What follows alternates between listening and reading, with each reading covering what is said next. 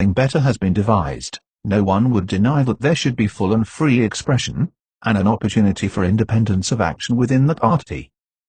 There is no salvation in a narrow and bigoted partisanship, but if there is to be responsible party government, the party label must be something more than a mere device for securing office, unless those who are elected under the same party designation are willing to assume sufficient responsibility and exhibit sufficient loyalty and coherence, so that they can cooperate with each other in the support of the broad general principles of the party platform.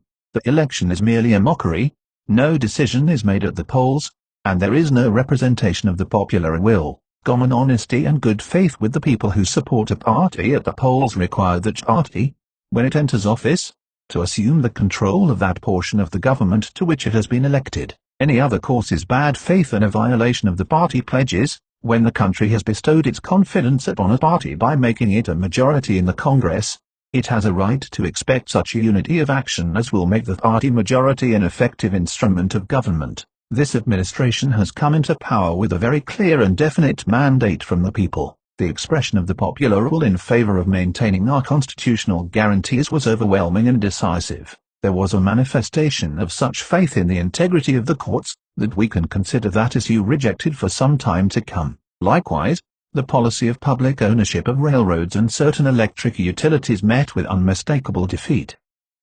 The people declared that they wanted their rights to have not a political but a judicial determination, and their independence and freedom continued unsupported by having the ownership and control of their property, not in the government, but in their own hands, as they always do when they have a fair chance. The people demonstrated that they are sound and are determined to have a sound government. When we turn from what was rejected to inquire what was accepted, the policy that stands out with the greatest clearness is that of economy in public expenditure with reduction and reform of taxation. The principle involved in this effort is that of conservation. The resources of this country are almost beyond computation. No mind can comprehend them, but the cost of our combined governments is likewise almost beyond definition. Not only those who are now making their tax returns, but those who meet the enhanced cost of existence in their monthly bills, know by hard experience what this great burden is and what it does. No matter what others may want, these people want a drastic economy. They are opposed to waste. They know that extravagance lengthens the hours and diminishes the rewards of their labor. I favor the policy of economy, not because I wish to save money, but because I wish to save people. The men and women of this country, who toil, are the ones who bear the cost of the government. Every dollar that we carelessly waste means that their life will be so much the more meager. Every dollar that we prudently save means that their life will be so much the more abundant. Economy is idealism in its most practical form. If extravagance were not reflected in taxation, and through taxation both directly and indirectly injuriously affecting the people, it would not be of so much consequence. The wisest and soundest method of solving our tax problem is through economy. Fortunately, of all the great nations, this country is best in a position to adopt that simple remedy. We do not any longer need wartime revenues. The collection of any taxes which are not absolutely required, which do not beyond reasonable doubt contribute to the public welfare, is only a species of legalized larceny. Under this republic the rewards of industry belong to those who earn them. The only constitutional tax is the tax which ministers to public necessity. The property of the country belongs to the people of the country. Their title is absolute. They do not support any privileged class. They do not need to maintain great military forces. They ought not to be burdened with a great array of public employees. They are not required to make any contribution to government expenditures, except that which they voluntarily assess upon themselves through the action of their own representatives. Whenever taxes become burdensome, a remedy can be applied by the people. But if they do not act for themselves, no one can be very successful in acting for them. The time is arriving when we can have further tax reduction, when, unless we wish to hamper the people in their right to earn a living, we must have tax reform. The method of raising revenue ought not to impede the transaction of business, it ought to encourage it.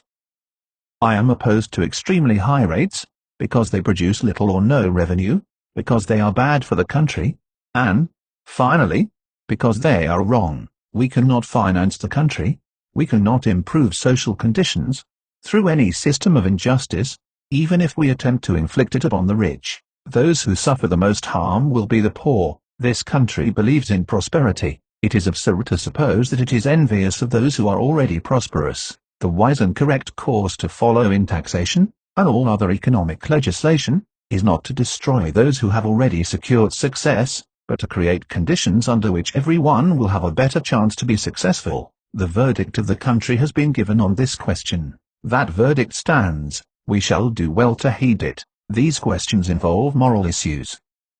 We need not concern ourselves much about the rights of property, if we will faithfully observe the rights of persons. Under our institutions their rights are supreme. It is not property but the right to hold property, both great and small, which our Constitution guarantees. All owners of property are charged with a service. These rights and duties have been revealed, through the conscience of society, to have a divine sanction. The very stability of our society rests upon production and conservation. For individuals or for governments to waste and squander their resources, is to deny these rights and disregard these obligations. The result of economic dissipation to a nation is always moral decay. These policies of better international understandings, greater economy, and lower taxes have contributed largely to peaceful and prosperous industrial relations. Under the helpful influences of restrictive immigration and a protective tariff, employment is plentiful, the rate of pay is high, and wage earners are in a state of contentment seldom before seen. Our transportation systems have been gradually recovering, and have been able to meet all the requirements of the service. Agriculture has been very slow in reviving, but the price of cereals at last indicates that the day of its deliverance is at hand. We are not without our problems, but a most important problem is not to secure new advantages, but to maintain those which we already possess. Our system of government, made up of 3 separate and independent departments, our divided sovereignty composed of nation and state, the matchless wisdom that is enshrined in our Constitution, all these need constant effort and tireless vigilance for their protection and support. In a republic the first rule for the guidance of the citizen is obedience to law. Under a despotism the law may be imposed upon the subject. He has no voice in its making, no influence in its administration. It does not represent him. Under a free government the citizen makes his own laws, chooses his own administrators, which do represent him, those who want their rights respected under the Constitution, and the law ought to set the example themselves of observing the Constitution and the law. While there may be those of high intelligence who violate the law at times, the barbarian and the defective always violate it. Those who disregard the rules of society are not exhibiting a superior intelligence, are not promoting freedom and independence, are not following the path of civilization, but are displaying the traits of ignorance, of servitude, of savagery, and treading the way that leads back to the jungle. The essence of a republic is representative government. Our Congress represents the people and the states. In all legislative affairs it is the natural collaborator with the President. In spite of all the criticism which often falls to its lot, I do not hesitate to say that there is no more independent and effective legislative body in the world. It is, and should be, jealous of its prerogative. I welcome its cooperation, and expect to share with it not only the responsibility, but the credit, for our common effort to secure beneficial legislation. These are some of the principles which America represents. We have not by any means put them fully into practice, but we have strongly signified our belief in them. The encouraging feature of our country is not that it has reached its destination, but that it has overwhelmingly expressed its determination to proceed in the right direction. It is true that we could, with profit, be less sectional and more national in our thought. It would be well if we could replace much that is only a false and ignorant prejudice, with a true and enlightened pride of race. But the last election showed that appeals to class and nationality had little effect. We were all found loyal to a common citizenship. The fundamental precept of liberty is toleration. We cannot permit any inquisition either within, or without the law, or apply any religious test, to the holding of office. The mind of America must be forever free. It is in such contemplations, my fellow countrymen, which are not exhaustive but only representative, that I find ample warrant for satisfaction and encouragement. We should not let the much that is to do obscure the much which has been done. The past and present show faith and hope and courage fully justified. Here stands a country, an example of tranquility at home, a patron of tranquility abroad. Here stands its government, aware of its might but obedient to its conscience. Here it will continue to stand, seeking peace and prosperity, solicitous for the welfare of the wage earner, promoting enterprise, developing waterways and natural resources, attentive to the intuitive counsel of womanhood, encouraging education, desiring the advancement of religion, supporting the cause of justice and honor among the nations. America seeks no earthly empire built on blood and force, no ambition, no temptation. Lures her to thought of foreign dominions. The legions which she sends forth are armed, not with the sword, but with the cross. The higher state to which she seeks the allegiance of all mankind is not of human, but of divine origin. She cherishes no purpose save to merit the favor of Almighty God. Her Herbert Hoover, Inaugural Address.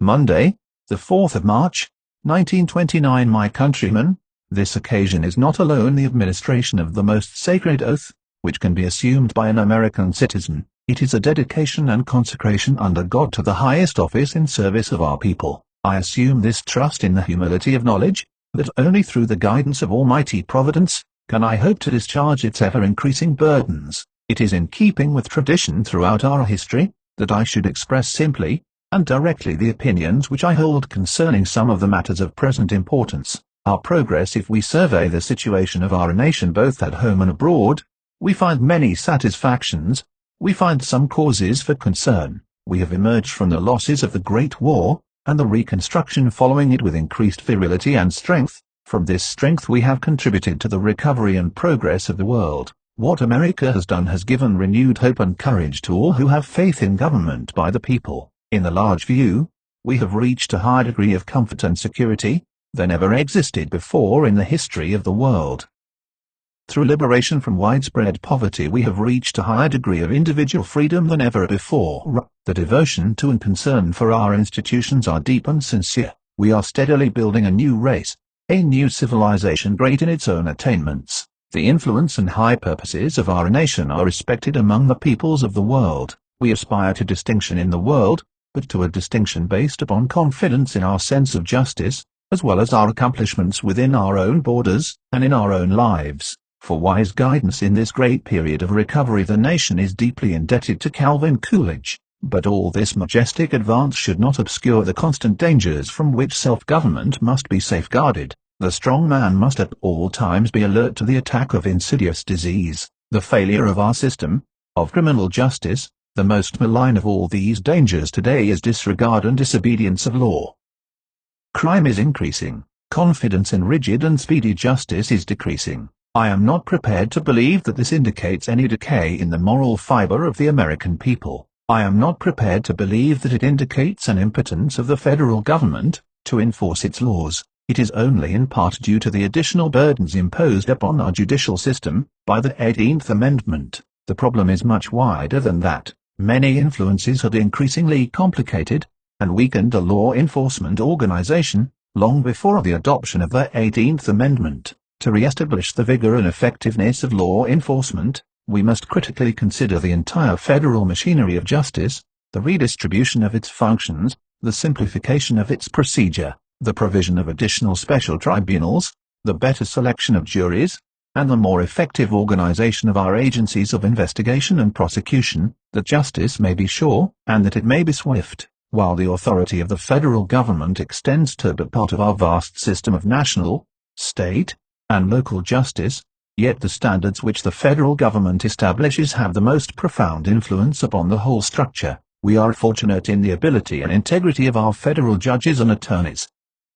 But the system which these officers are called upon to administer is in many respects ill-adapted to present-day conditions. Its intricate and involved rules of procedure have become the refuge of both big and little criminals. There is a belief abroad that by invoking technicalities, subterfuge, and delay, the ends of justice may be thwarted by those who can pay the cost. Reform, reorganization and strengthening of our whole judicial and enforcement system, both in civil and criminal sides, have been advocated for years by statesmen, judges, and bar associations. First steps toward that end should not longer be delayed. Rigid and expeditious justice is the first safeguard of freedom, the basis of all ordered liberty, the vital force of progress. It must not come to be in our republic that it can be defeated by the indifference of the citizen, by exploitation of the delays and entanglements of the law, or by combinations of criminals. Justice must not fail because the agencies of enforcement are either delinquent or inefficiently organized.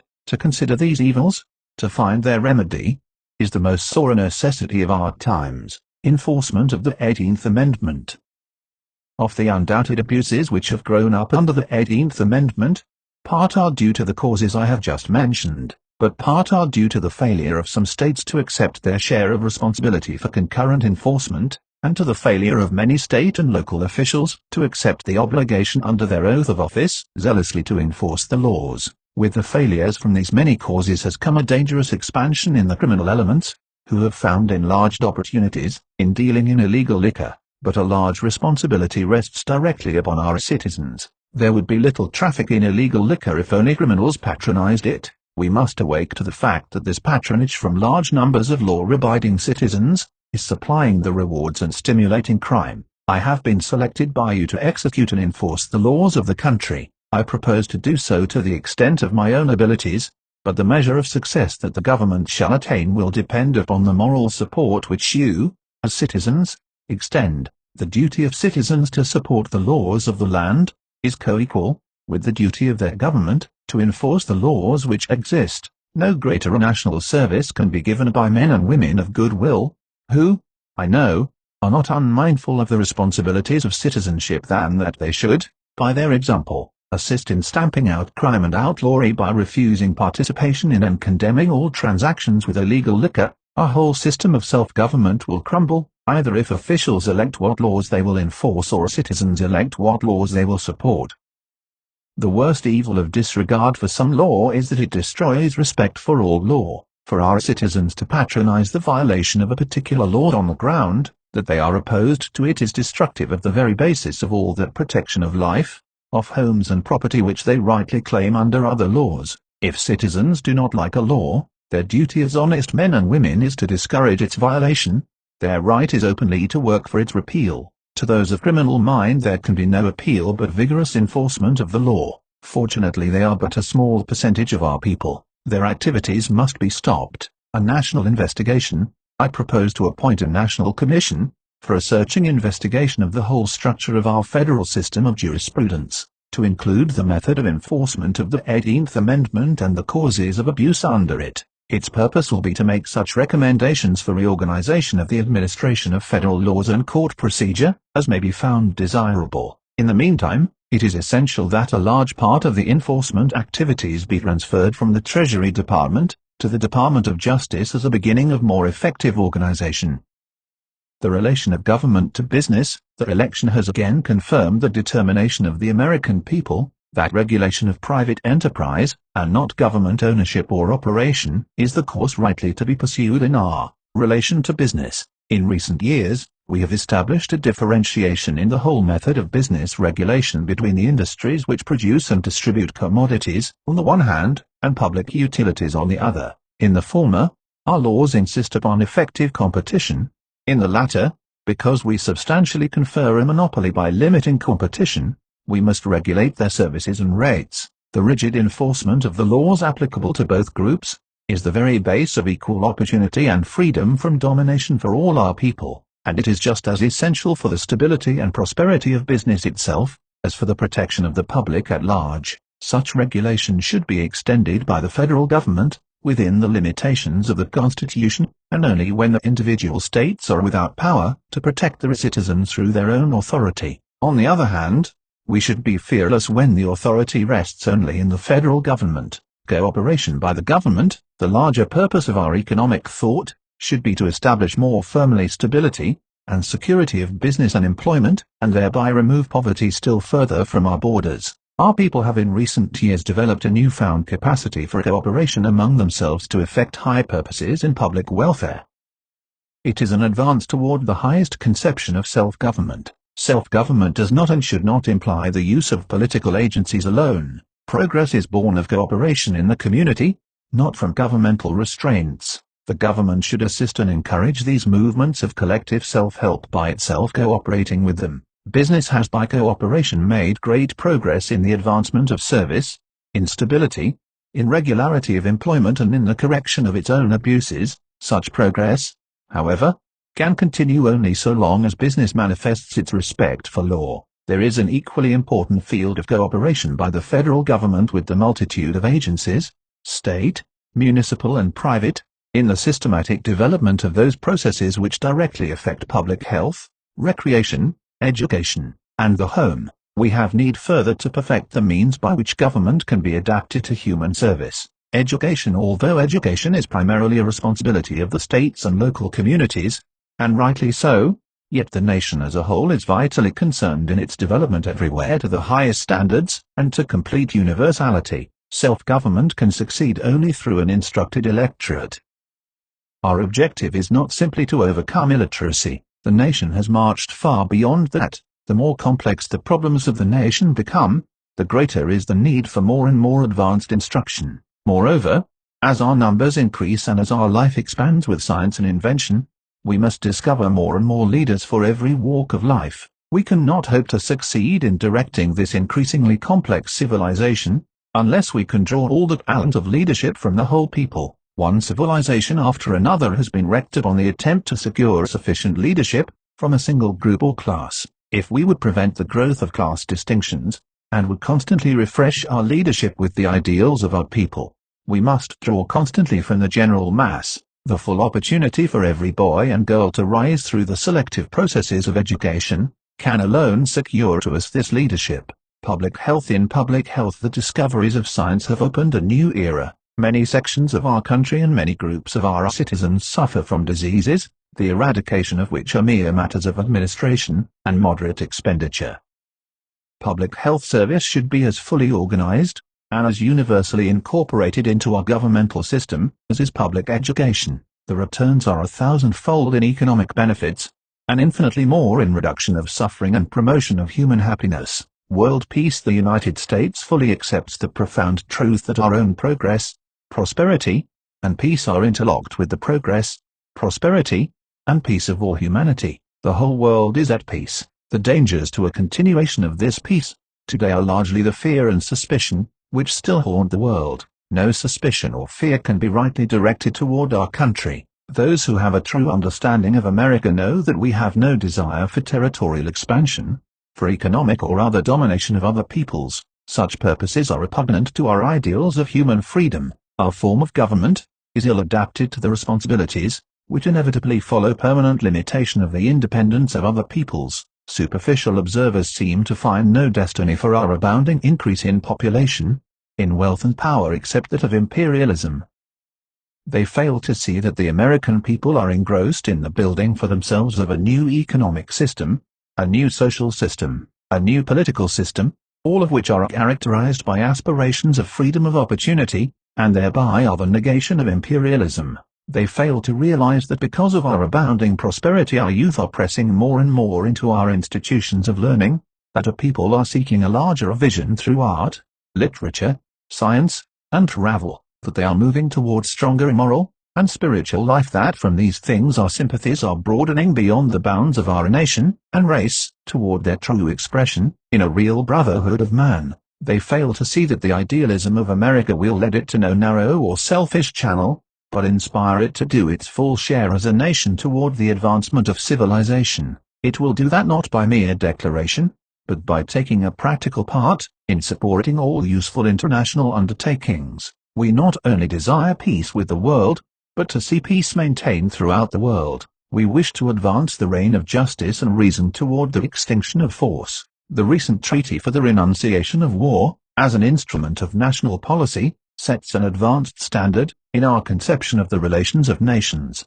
Its acceptance should pave the way to greater limitation of armament, the offer of which we sincerely extend to the world, but its full realization also implies a greater and greater perfection in the instrumentalities for pacific settlement of controversies between nations. In the creation and use of these instrumentalities we should support every sound method of conciliation, arbitration, and judicial settlement. American statesmen were among the first to propose, and they have constantly urged upon the world, the establishment of a tribunal for the settlement of controversies of a justiciable character. The Permanent Court of International Justice, in its major purpose, is thus peculiarly identified with American ideals and with American statesmanship. No more potent instrumentality for this purpose has ever been conceived, and no other is practicable of establishment. The reservations placed upon our adherence should not be misinterpreted. The United States seeks by these reservations no special privilege or advantage, but only to clarify our relation to advisory opinions and other matters which are subsidiary to the major purpose of the court. The way should, and I believe will, be found by which we may take our proper place in a movement so fundamental to the progress of peace. Our people have determined that we should make no political engagements such as membership in the League of Nations, which may commit us in advance as a nation to become involved in the settlements of controversies between other countries. They adhere to the belief that the independence of America from such obligations increases its ability and availability for service in all fields of human progress. I have lately returned from a journey among our sister republics of the Western Hemisphere. I have received unbounded hospitality and courtesy as their expression of friendliness to our country. We are held by particular bonds of sympathy and common interest with them. They are each of them building a racial character and a culture, which is an impressive contribution to human progress. We wish only for the maintenance of their independence, the growth of their stability, and their prosperity. While we have had wars in the Western Hemisphere, yet on the whole the record is in encouraging contrast with that of other parts of the world. Fortunately, the New World is largely free from the inheritances of fear and distrust, which have so troubled the Old World. We should keep it so. It is impossible, my countrymen, to speak of peace without profound emotion. In thousands of homes in America, in millions of homes around the world, there are vacant chairs. It would be a shameful confession of our unworthiness if it should develop that we have abandoned the hope for which all these men died. Surely civilization is old enough, surely mankind is mature enough so that we ought in our own lifetime to find a way to permanent peace. Abroad, to west and east, are nations whose sons mingled their blood with the blood of our sons on the battlefields. Most of these nations have contributed to our race, to our culture, our knowledge, and our progress. From one of them, we derive our very language, and from many of them, much of the genius of our institutions. Their desire for peace is as deep and sincere as our own. Peace can be contributed to by respect for our ability in defense. Peace can be promoted by the limitation of arms, and by the creation of the instrumentalities for peaceful settlement of controversies. But it will become a reality only through self-restraint and active effort in friendliness and helpfulness. I covet for this administration a record of having further contributed to advance the cause of peace. Party responsibilities, in our form of democracy, the expression of the popular will can be effected only through the instrumentality of political parties.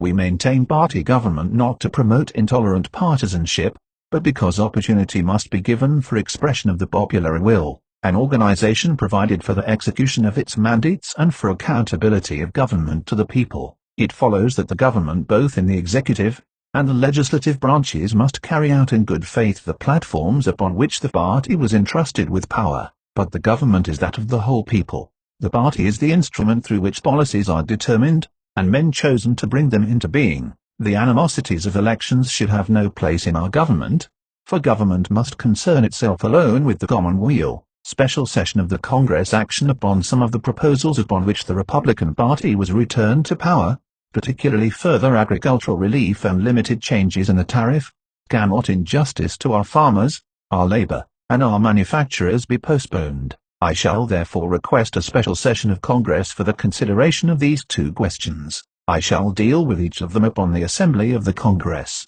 Other mandates from the election. It appears to me that the more important further mandates from the recent election were the maintenance of the integrity of the Constitution, the vigorous enforcement of the laws, the continuance of economy and public expenditure, the continued regulation of business to prevent domination in the community, the denial of ownership or operation of business by the government in competition with its citizens, the avoidance of policies which would involve us in the controversies of foreign nations, the more effective reorganization of the departments of the federal government, the expansion of public works, and the promotion of welfare activities affecting education and the home.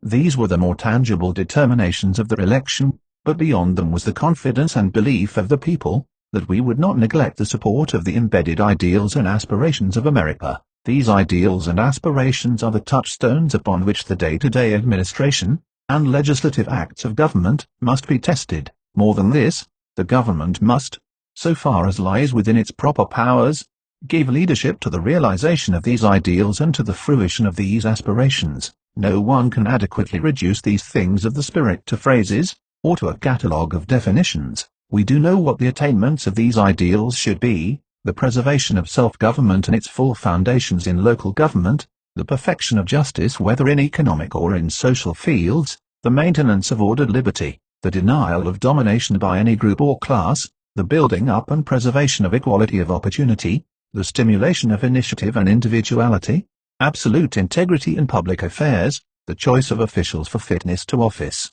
the direction of economic progress toward prosperity for the further lessening of poverty, the freedom of public opinion, the sustaining of education and of the advancement of knowledge, the growth of religious spirit and the tolerance of all faiths, the strengthening of the home, the advancement of peace. There is no short road to the realization of these aspirations. Ours is a progressive people, but with a determination that progress must be based upon the foundation of experience. Ill-considered remedies for our faults bring only penalties after them, but if we hold the faith of the men in our mighty past who created these ideals, we shall leave them heightened and strengthened for our children. Conclusion: this is not the time and place for extended discussion. The questions before our country are problems of progress to higher standards.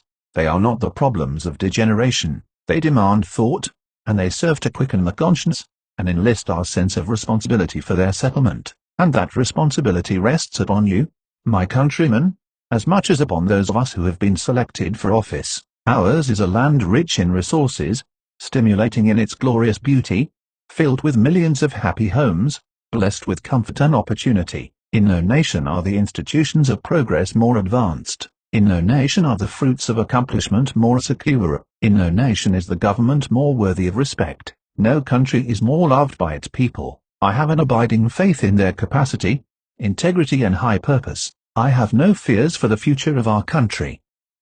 It is bright with hope. In the presence of my countrymen, mindful of the solemnity of this occasion, knowing what the task means and the responsibility which it involves, I beg your tolerance, your aid, and your cooperation. I ask the help of Almighty God in this service to my country, to which you have called me. Franklin D. Roosevelt, First Inaugural Address. Saturday, the 4th of March, 1933. I am certain that my fellow Americans expect that on my induction into the presidency, I will address them with the candor and a decision which the present situation of our nation impels. This is preeminently the time to speak the truth, the whole truth, frankly and boldly. Nor need we shrink from honestly facing conditions in our country today. This great nation will endure as it has endured, will revive and will prosper.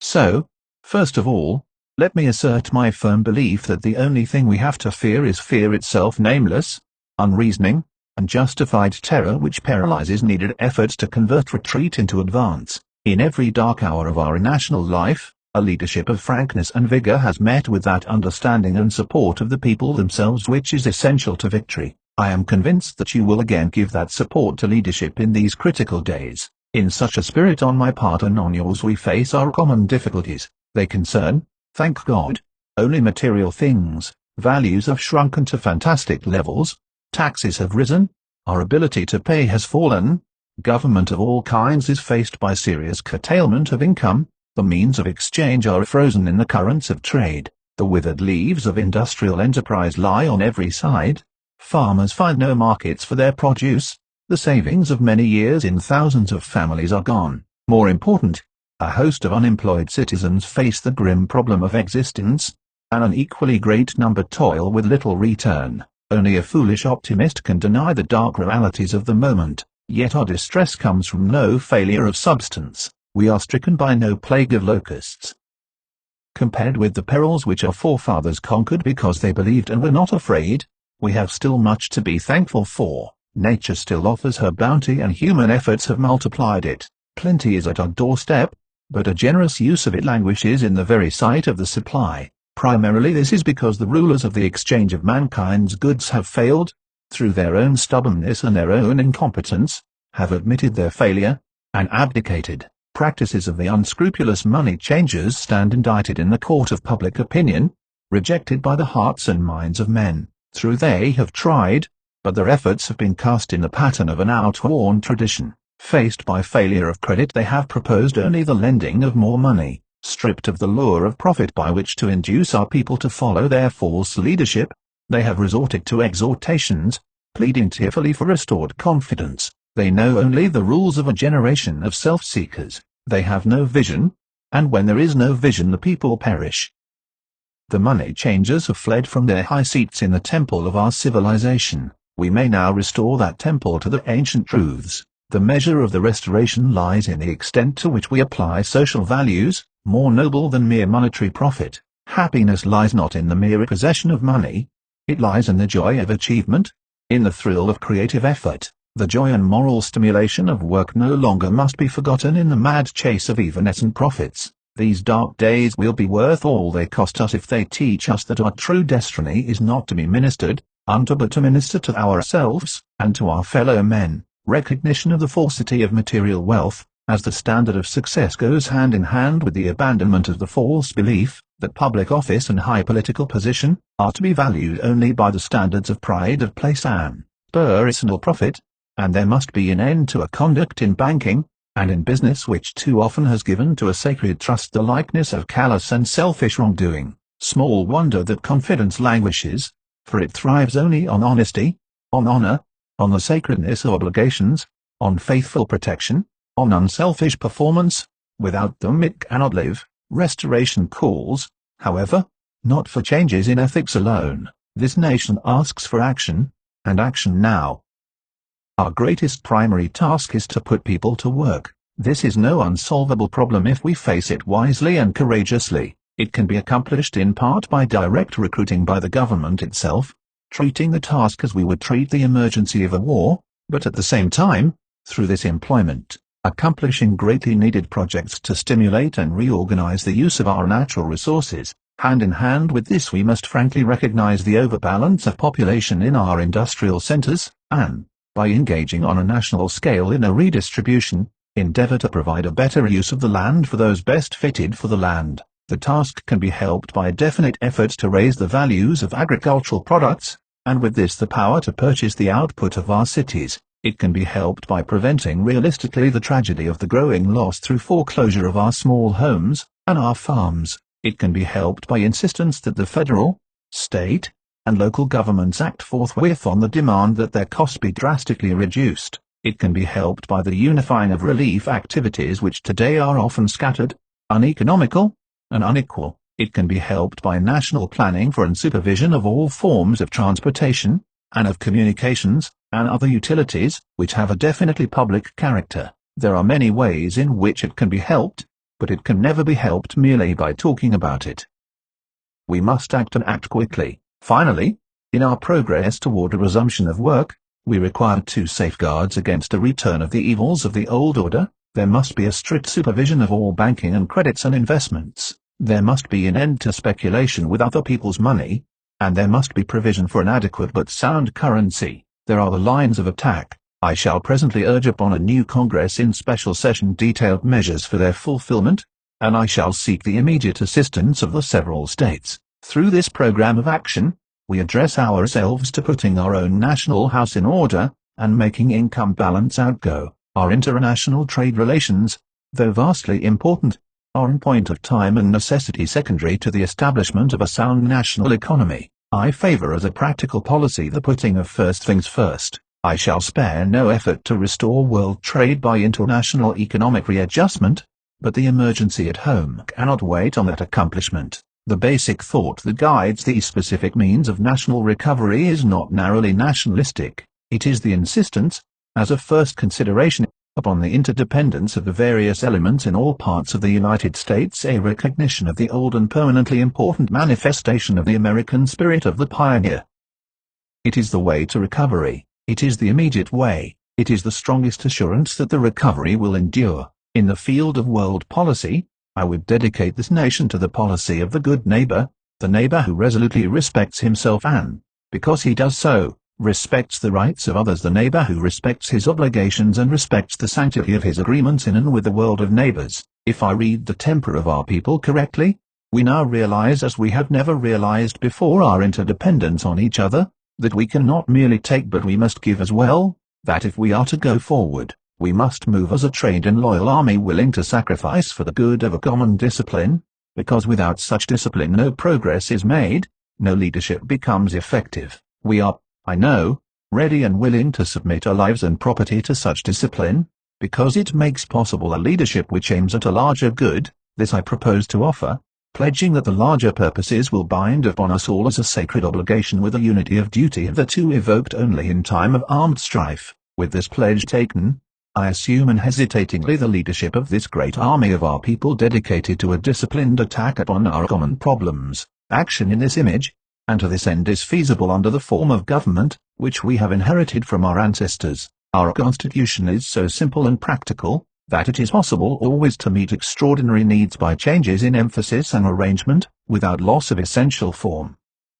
That is why our constitutional system has proved itself the most superbly enduring political mechanism the modern world has produced. It has met every stress of vast expansion of territory, of foreign wars, of bitter internal strife, of world relations. It is to be hoped that the normal balance of executive and legislative authority may be wholly adequate to meet the unprecedented task before us, but it may be that an unprecedented demand, and need for undelayed action, may call for temporary departure from that normal balance of public procedure. I am prepared under my constitutional duty to recommend the measures that a stricken nation in the midst of a stricken world may require. These measures, or such other measures as the Congress may build out of its experience and wisdom, I shall seek, within my constitutional authority, to bring to speedy adoption. But in the event that the Congress shall fail to take one of these two courses, and in the event that the national emergency is still critical, I shall not evade the clear course of duty that will then confront me. I shall ask the Congress for the one remaining instrument to meet the crisis, broad executive power to wage a war against the emergency, as great as the power that would be given to me, if we were in fact invaded by a foreign foe. For the trust reposed in me, I will return the courage and the devotion that befit the time. I can do no less. We face the arduous days that lie before us in the warm courage of the national unity, with the clear consciousness of seeking old and precious moral values, with the clean satisfaction that comes from the stern performance of duty by old and young alike. We aim at the assurance of a rounded and permanent national life. We do not distrust the future of essential democracy. The people of the United States have not failed. In their need they have registered a mandate that they want direct, vigorous action. They have asked for discipline and direction under leadership. They have made me the present instrument of their wishes. In the spirit of the gift I take it. In this dedication of a nation we humbly ask the blessing of God. May He protect each and every one of us. May He guide me in the days to come.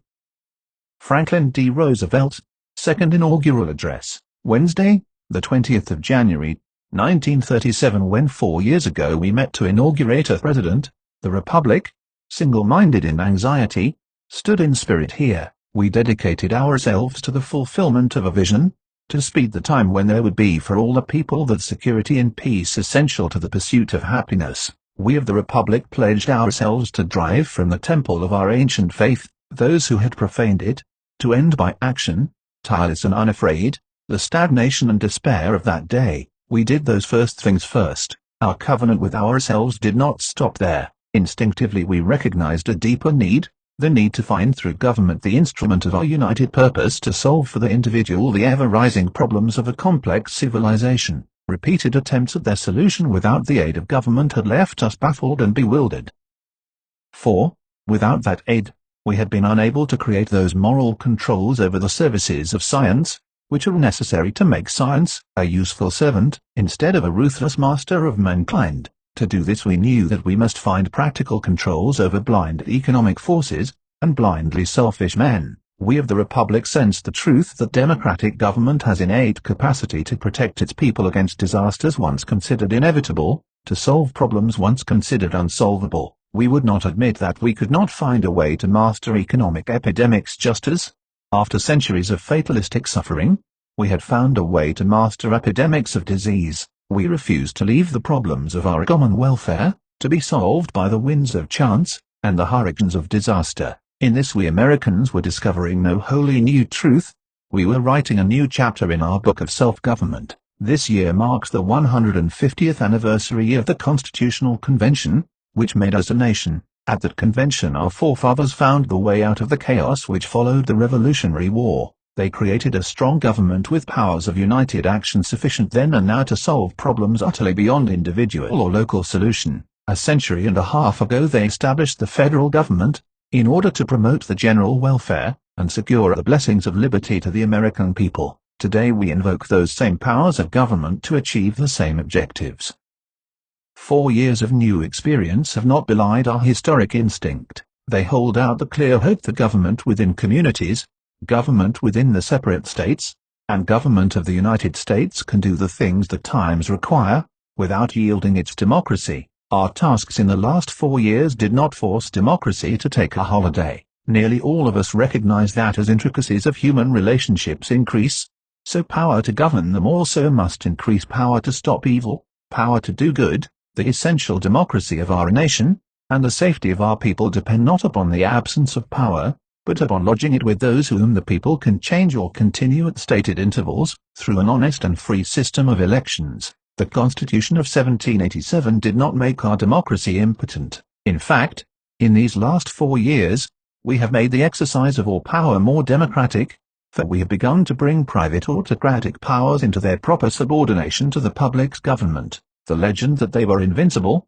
above and beyond the processes of a democracy, has been shattered. They have been challenged and beaten. Our progress out of the Depression is obvious.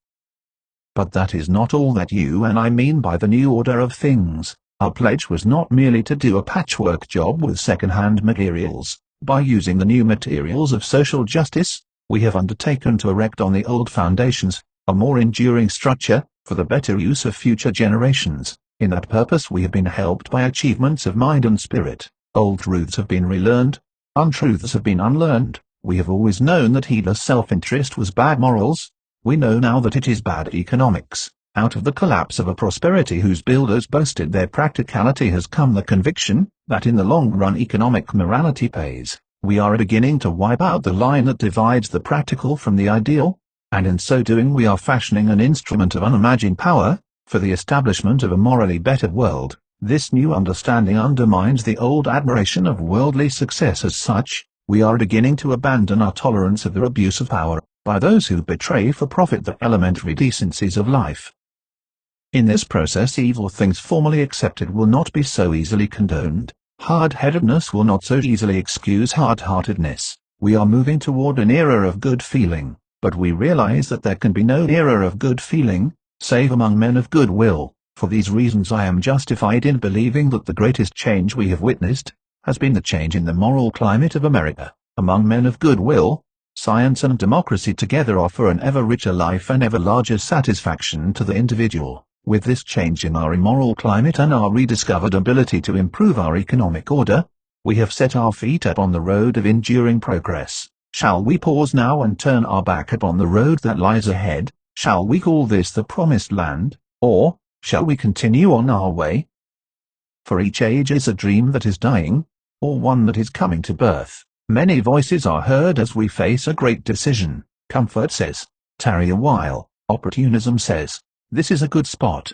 Timidity asks, how difficult is the road ahead? True, we have come far from the days of stagnation and despair. Vitality has been preserved. Courage and confidence have been restored. Mental and moral horizons have been extended, but our present gains were won under the pressure of more than ordinary circumstances. Advance became imperative under the goad of fear and suffering. The times were on the side of progress.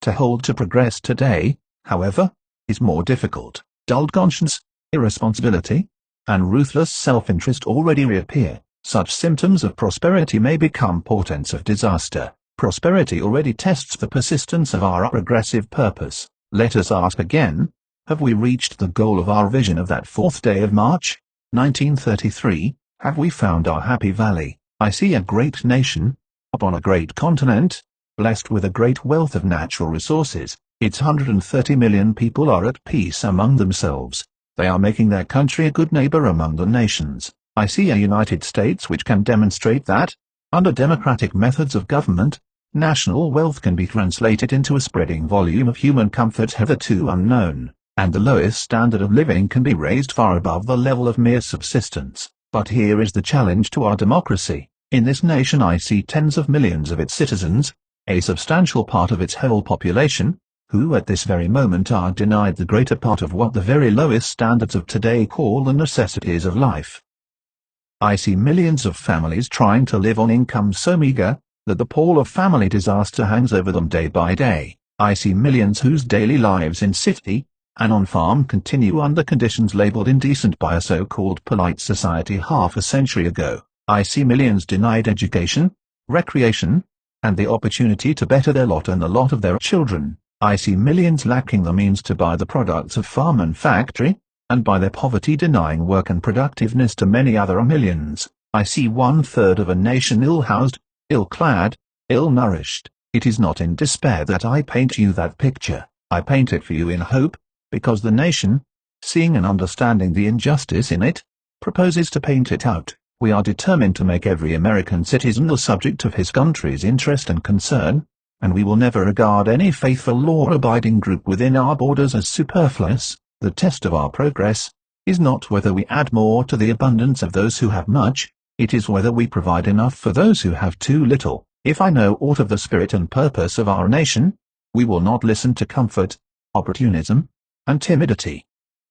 We will carry on. Overwhelmingly, we of the Republic are men and women of goodwill, men and women who have more than warm hearts of dedication, men and women who have cool heads and willing hands of practical purpose as well. They will insist that every agency of popular government use effective instruments to carry out their will. Government is competent when all who compose it work as trustees for the whole people. It can make constant progress when it keeps abreast of all the facts. It can obtain justified support and legitimate criticism when the people receive true information of all the government does. If I know aught of the will of our people, they will demand that these conditions of effective government shall be created and maintained. They will demand a nation uncorrupted by cancers of injustice and, therefore, strong among the nations in its example of the will to peace. Today we reconsecrate our country to long-cherished ideals in a suddenly changed civilization. In every land, there are always at work forces that drive men apart and forces that draw men together. In our personal ambitions we are individualists. But in our seeking for economic and political progress as a nation, we all go up, or else we all go down, as one people. To maintain a democracy of effort requires a vast amount of patience in dealing with differing methods, a vast amount of humility, but out of the confusion of many voices rises an understanding of dominant public need. Then political leadership can voice common ideals, and aid in their realization. In taking again the oath of office as President of the United States, I assume the solemn obligation of leading the American people forward along the road over which they have chosen to advance. While this duty rests upon me, I shall do my utmost to speak their purpose, and to do their will, seeking divine guidance to help us each, and every one to give light to them that sit in darkness, and to guide our feet into the way of peace. Franklin D. Roosevelt, Third Inaugural Address, Monday, the 20th of January, 1941. On each national day of inauguration since 1789, the people have renewed their sense of dedication to the United States. In Washington's day the task of the people was to create and weld together a nation. In Lincoln's day the task of the people was to preserve that nation from disruption from within. In this day, the task of the people is to save that nation and its institutions from disruption from without. To us there has come a time, in the midst of swift happenings, to pause for a moment and take stock, to recall what our place in history has been, and to rediscover what we are and what we may be. If we do not, we risk the real peril of inaction. Lives of nations are determined not by the count of years, but by the lifetime of the human spirit. The life of a man is 80 years and 10, a little more, a little less. The life of a nation is the fullness of the measure of its will to live. There are men who doubt this. There are men who believe that democracy, as a form of government and a frame of life, is limited or measured by a kind of mystical and artificial fate that, for some unexplained reason, tyranny and slavery have become the surging wave of the future and that freedom is an ebbing tide.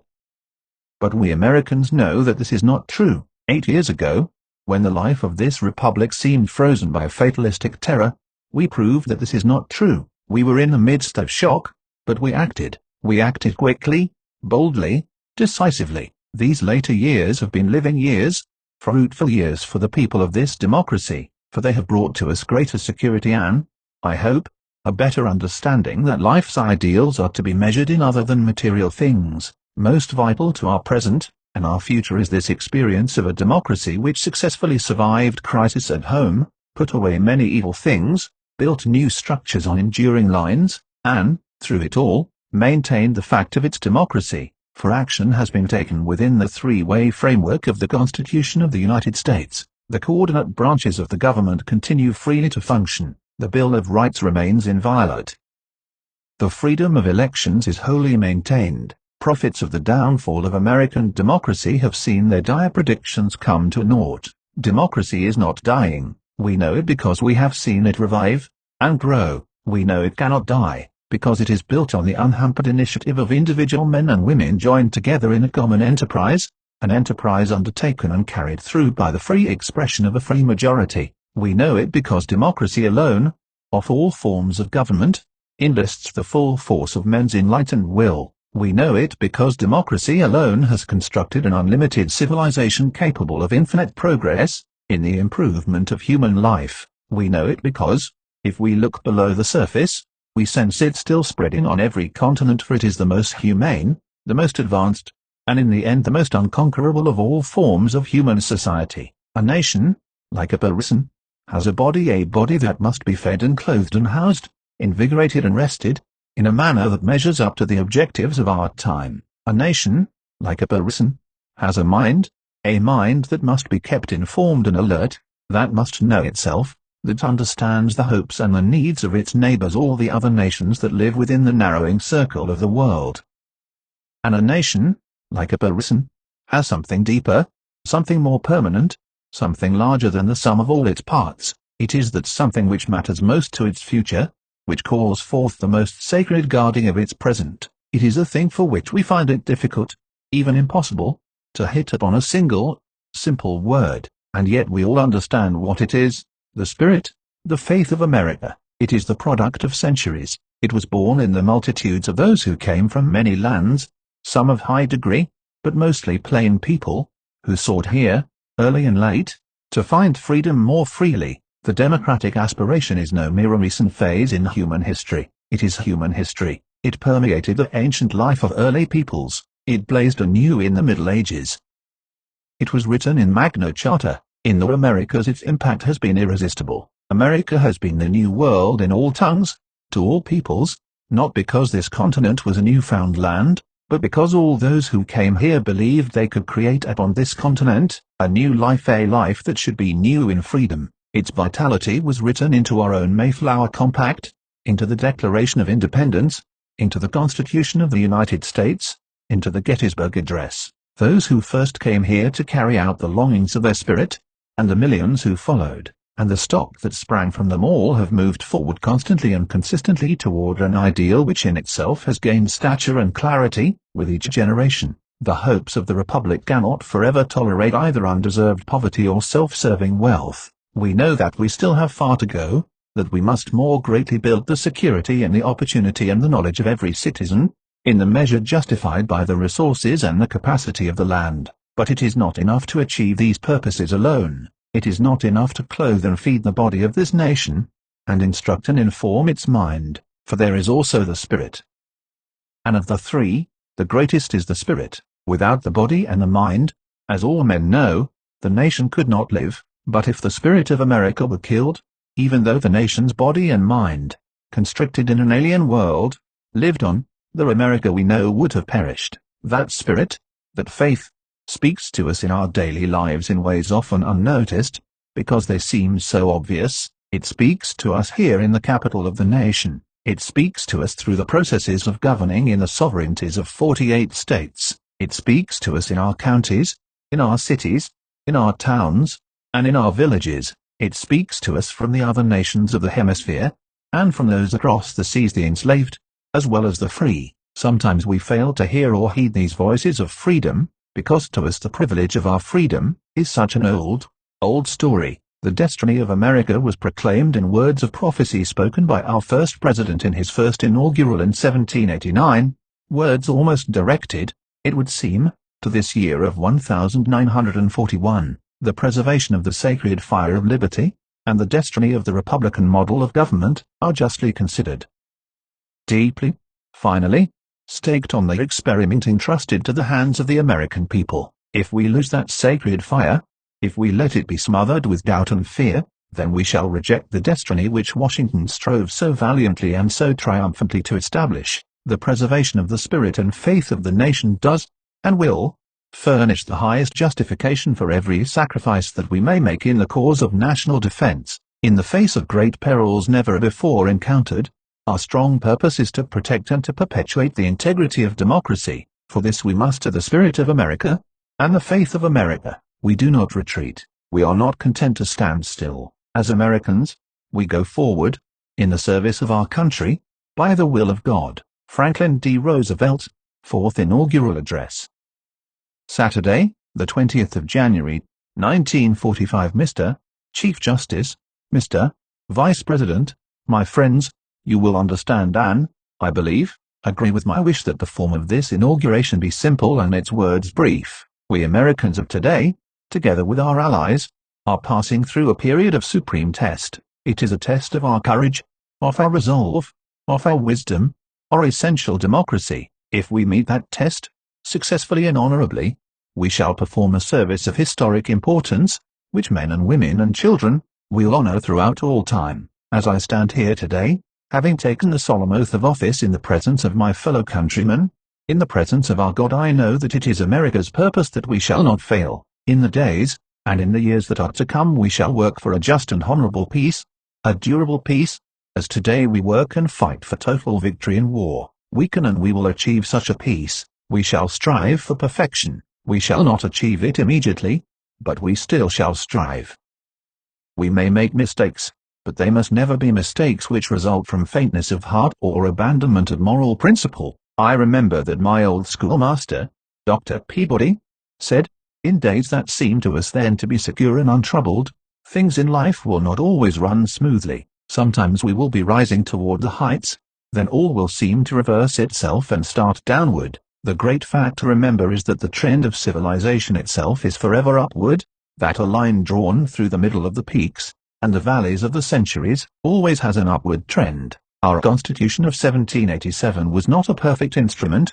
It is not perfect yet, but it provided a firm base upon which all manner of men, of all races and colors and creeds, could build our solid structure of democracy. And so today, in this year of war, 1945, we have learned lessons, at a fearful cost, and we shall profit by them. We have learned that we cannot live alone, at peace, that our own well-being is dependent on the well-being of other nations far away. We have learned that we must live as men, not as ostriches, nor as dogs in the manger. We have learned to be citizens of the world, members of the human community.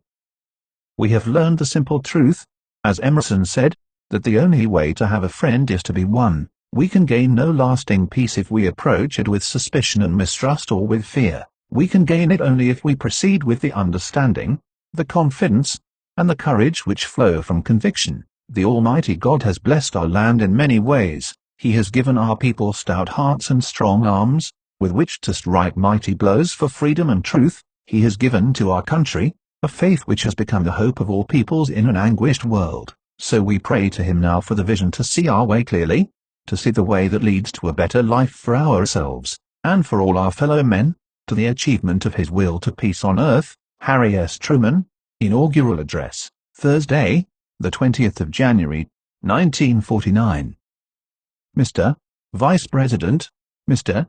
Chief Justice, and fellow citizens, I accept with humility the honor which the American people have conferred upon me. I accept it with a deep resolve to do all that I can for the welfare of this nation, and for the peace of the world. In performing the duties of my office, I need the help and prayers of every one of you. I ask for your encouragement and your support. The tasks we face are difficult, and we can accomplish them only if we work together. Each period of our national history has had its special challenges. Those that confront us now are as momentous as any in the past. Today marks the beginning not only of a new administration, but of a period that will be eventful, perhaps decisive, for us and for the world. It may be our lot to experience, and in large measure to bring about, a major turning point in the long history of the human race. The first half of this century has been marked by unprecedented and brutal attacks on the rights of man, and by the two most frightful wars in history. The supreme need of our time is for men to learn to live together in peace and harmony. The peoples of the earth face the future with grave uncertainty, composed almost equally of great hopes and great fears. In this time of doubt, they look to the United States as never before for goodwill, strength, and wise leadership. It is fitting, therefore, that we take this occasion to proclaim to the world the essential principles of the faith by which we live, and to declare our aims to all peoples. The American people stand firm in the faith which has inspired this nation from the beginning. We believe that all men have a right to equal justice under law and equal opportunity to share in the common good. We believe that all men have the right to freedom of thought and expression. We believe that all men are created equal because they are created in the image of God. From this faith we will not be moved. The American people desire, and are determined to work for, a world in which all nations and all peoples are free to govern themselves as they see fit, and to achieve a decent and satisfying life. Above all else, our people desire, and are determined to work for, peace on earth, a just and lasting peace based on genuine agreement freely arrived at by equals. In the pursuit of these aims, the United States and other like-minded nations find themselves directly opposed by a regime with contrary aims, and a totally different concept of life. That regime adheres to a false philosophy which purports to offer freedom, security, and greater opportunity to mankind. Misled by this philosophy, many peoples have sacrificed their liberties only to learn to their sorrow that deceit and mockery, poverty and tyranny, are their reward. That false philosophy is communism. Communism is based on the belief that man is so weak and inadequate that he is unable to govern himself, and therefore requires the rule of strong masters. Democracy is based on the conviction that man has the moral and intellectual capacity, as well as the inalienable right, to govern himself with reason and justice. Communism subjects the individual to arrest without lawful cause, punishment without trial, and forced labor as the chattel of the state. It decrees what information he shall receive, what art he shall produce, what leaders he shall follow, and what thoughts he shall think. Democracy maintains that government is established for the benefit of the individual, and is charged with the responsibility of protecting the rights of the individual, and his freedom in the exercise of his abilities. Communism maintains that social wrongs can be corrected only by violence. Democracy has proved that social justice can be achieved through peaceful change. Communism holds that the world is so deeply divided into opposing classes that war is inevitable. Democracy holds that free nations can settle differences justly and maintain lasting peace. These differences between communism and democracy do not concern the United States alone. People everywhere are coming to realize that what is involved is material well-being, human dignity, and the right to believe in and worship God. I state these differences, not to draw issues of belief as such, but because the actions resulting from the communist philosophy are a threat to the efforts of free nations to bring about world recovery and lasting peace. Since the end of hostilities, the United States has invested its substance and its energy in a great constructive effort to restore peace, stability, and freedom to the world. We have sought no territory and we have imposed our will on none. We have asked for no privileges we would not extend to others. We have constantly and vigorously supported the United Nations and related agencies, as a means of applying democratic principles to international relations. We have consistently advocated and relied upon peaceful settlement of disputes among nations. We have made every effort to secure agreement on effective international control of our most powerful weapon, and we have worked steadily for the limitation and control of all armaments. We have encouraged, by precept and example, the expansion of world trade on a sound and fair basis. Almost a year ago, in company with 16 free nations of Europe, we launched the greatest cooperative economic program in history. The purpose of that unprecedented effort is to invigorate and strengthen democracy in Europe, so that the free people of that continent can resume their rightful place in the forefront of civilization, and can contribute once more to the security and welfare of the world. Our efforts have brought new hope to all mankind. We have beaten back despair and defeatism. We have saved a number of countries from losing their liberty. Hundreds of millions of people all over the world now agree with us that we need not have war, that we can have peace. The initiative is ours. We are moving on with other nations to build an even stronger structure of international order and justice. We shall have as our partners countries which, no longer solely concerned with the problem of national survival, are now working to improve the standards of living of all their people. We are ready to undertake new projects to strengthen the free world. In the coming years, our program for peace and freedom will emphasize 4 major courses of action. First, We will continue to give unfaltering support to the United Nations and related agencies, and we will continue to search for ways to strengthen their authority and increase their effectiveness. We believe that the United Nations will be strengthened by the new nations, which are being formed in lands now advancing towards self-government under democratic principles. Second, we will continue our programs for world economic recovery. This means, first of all, that we must keep our full weight behind the European Recovery Program. We are confident of the success of this major venture in world recovery. We believe that our partners in this effort will achieve the status of self-supporting nations once again. In addition, we must carry out our plans for reducing the barriers to world trade and increasing its volume. Economic recovery and peace itself depend on increased world trade. Third, we will strengthen freedom-loving nations against the dangers of aggression. We are now working out with a number of countries a joint agreement designed to strengthen the security of the North Atlantic area. Such an agreement would take the form of a collective defense arrangement, within the terms of the United Nations Charter. We have already established such a defense pact for the Western Hemisphere, by the Treaty of Rio de Janeiro. The primary purpose of these agreements is to provide unmistakable proof of the joint determination of the free countries, to resist armed attack from any quarter. Each country participating in these arrangements must contribute all it can to the common defense. If we can make it sufficiently clear, in advance, that any armed attack affecting our national security would be met with overwhelming force, the armed attack might never occur. I hope soon to send to the Senate a treaty respecting the North Atlantic Security Plan. In addition, we will provide military advice and equipment to free nations, which will cooperate with us in the maintenance of peace and security. Fourth, we must embark on a bold new program for making the benefits of our scientific advances and industrial progress available for the improvement and growth of underdeveloped areas. More than half the people of the world are living in conditions approaching misery. Their food is inadequate, they are victims of disease, their economic life is primitive and stagnant, their poverty is a handicap and a threat both to them and to more prosperous areas. For the first time in history, humanity possesses the knowledge and the skill to relieve the suffering of these people. The United States is preeminent among nations in the development of industrial and scientific techniques.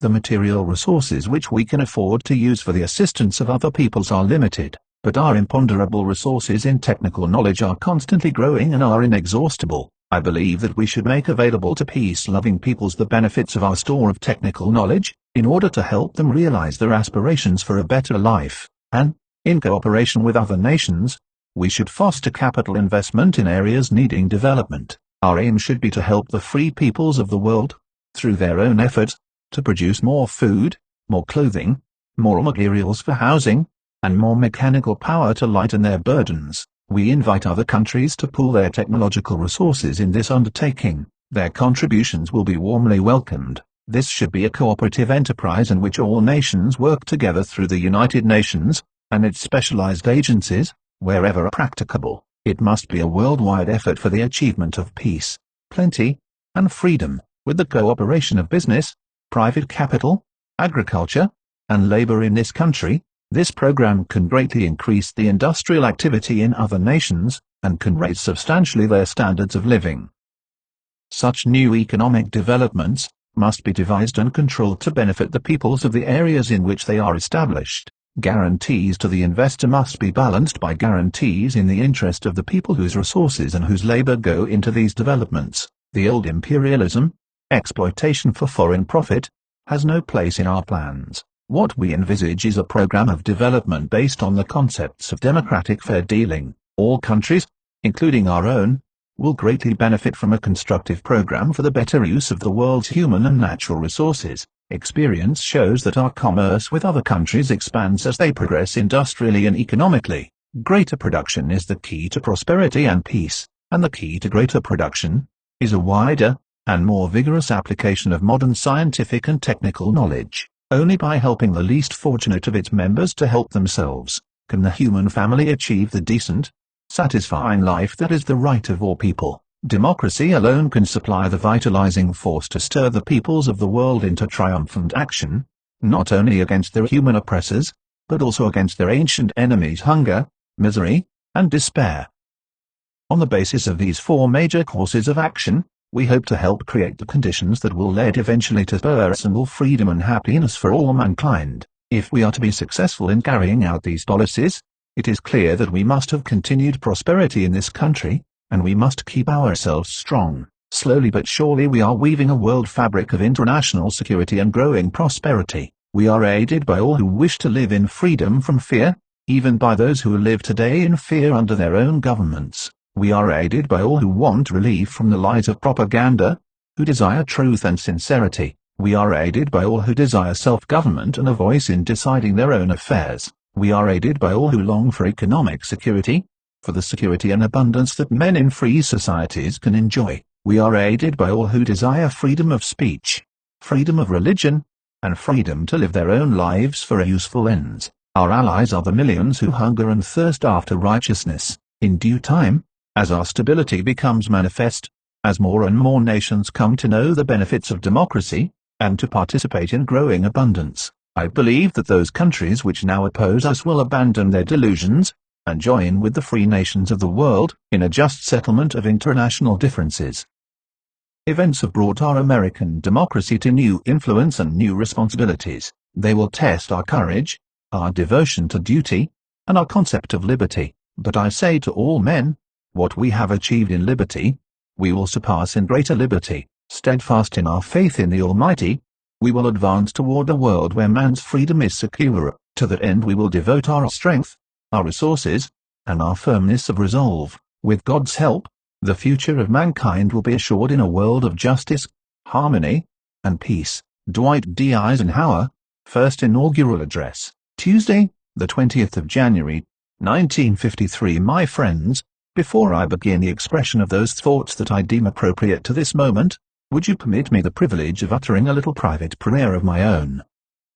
And I ask that you bow your heads, Almighty God, as we stand here at this moment. My future associates in the executive branch of government, join me in beseeching that thou will make full and complete our dedication to the service of the people in this throng, and their fellow citizens everywhere. Give us, we pray, the power to discern clearly right from wrong, and allow all our words and actions to be governed thereby, and by the laws of this land. Especially we pray that our concern shall be for all the people regardless of station, race, or calling. May cooperation be permitted and be the mutual aim of those who, under the concepts of our Constitution, hold to differing political faiths, so that all may work for the good of our beloved country and thy glory. Amen. My fellow citizens, the world and we have passed the midway point of a century of continuing challenge. We sense with all our faculties that forces of good and evil are massed and armed, and opposed as rarely before in history. This fact defines the meaning of this day. We are summoned by this honored and historic ceremony, to witness more than the act of one citizen, swearing his oath of service, in the presence of God. We are called as a people to give testimony in the sight of the world to our faith, that the future shall belong to the free. Since this century's beginning, a time of tempest has seemed to come upon the continents of the earth. Masses of Asia have awakened to strike off shackles of the past. Great nations of Europe have fought their bloodiest wars. Thrones have toppled and their vast empires have disappeared. New nations have been born. For our own country, it has been a time of recurring trial. We have grown in power and in responsibility. We have passed through the anxieties of depression and of war, to a summit unmatched in man's history. Seeking to secure peace in the world, we have had to fight through the forests of the Argonne, to the shores of Iwo Jima, and to the cold mountains of Korea.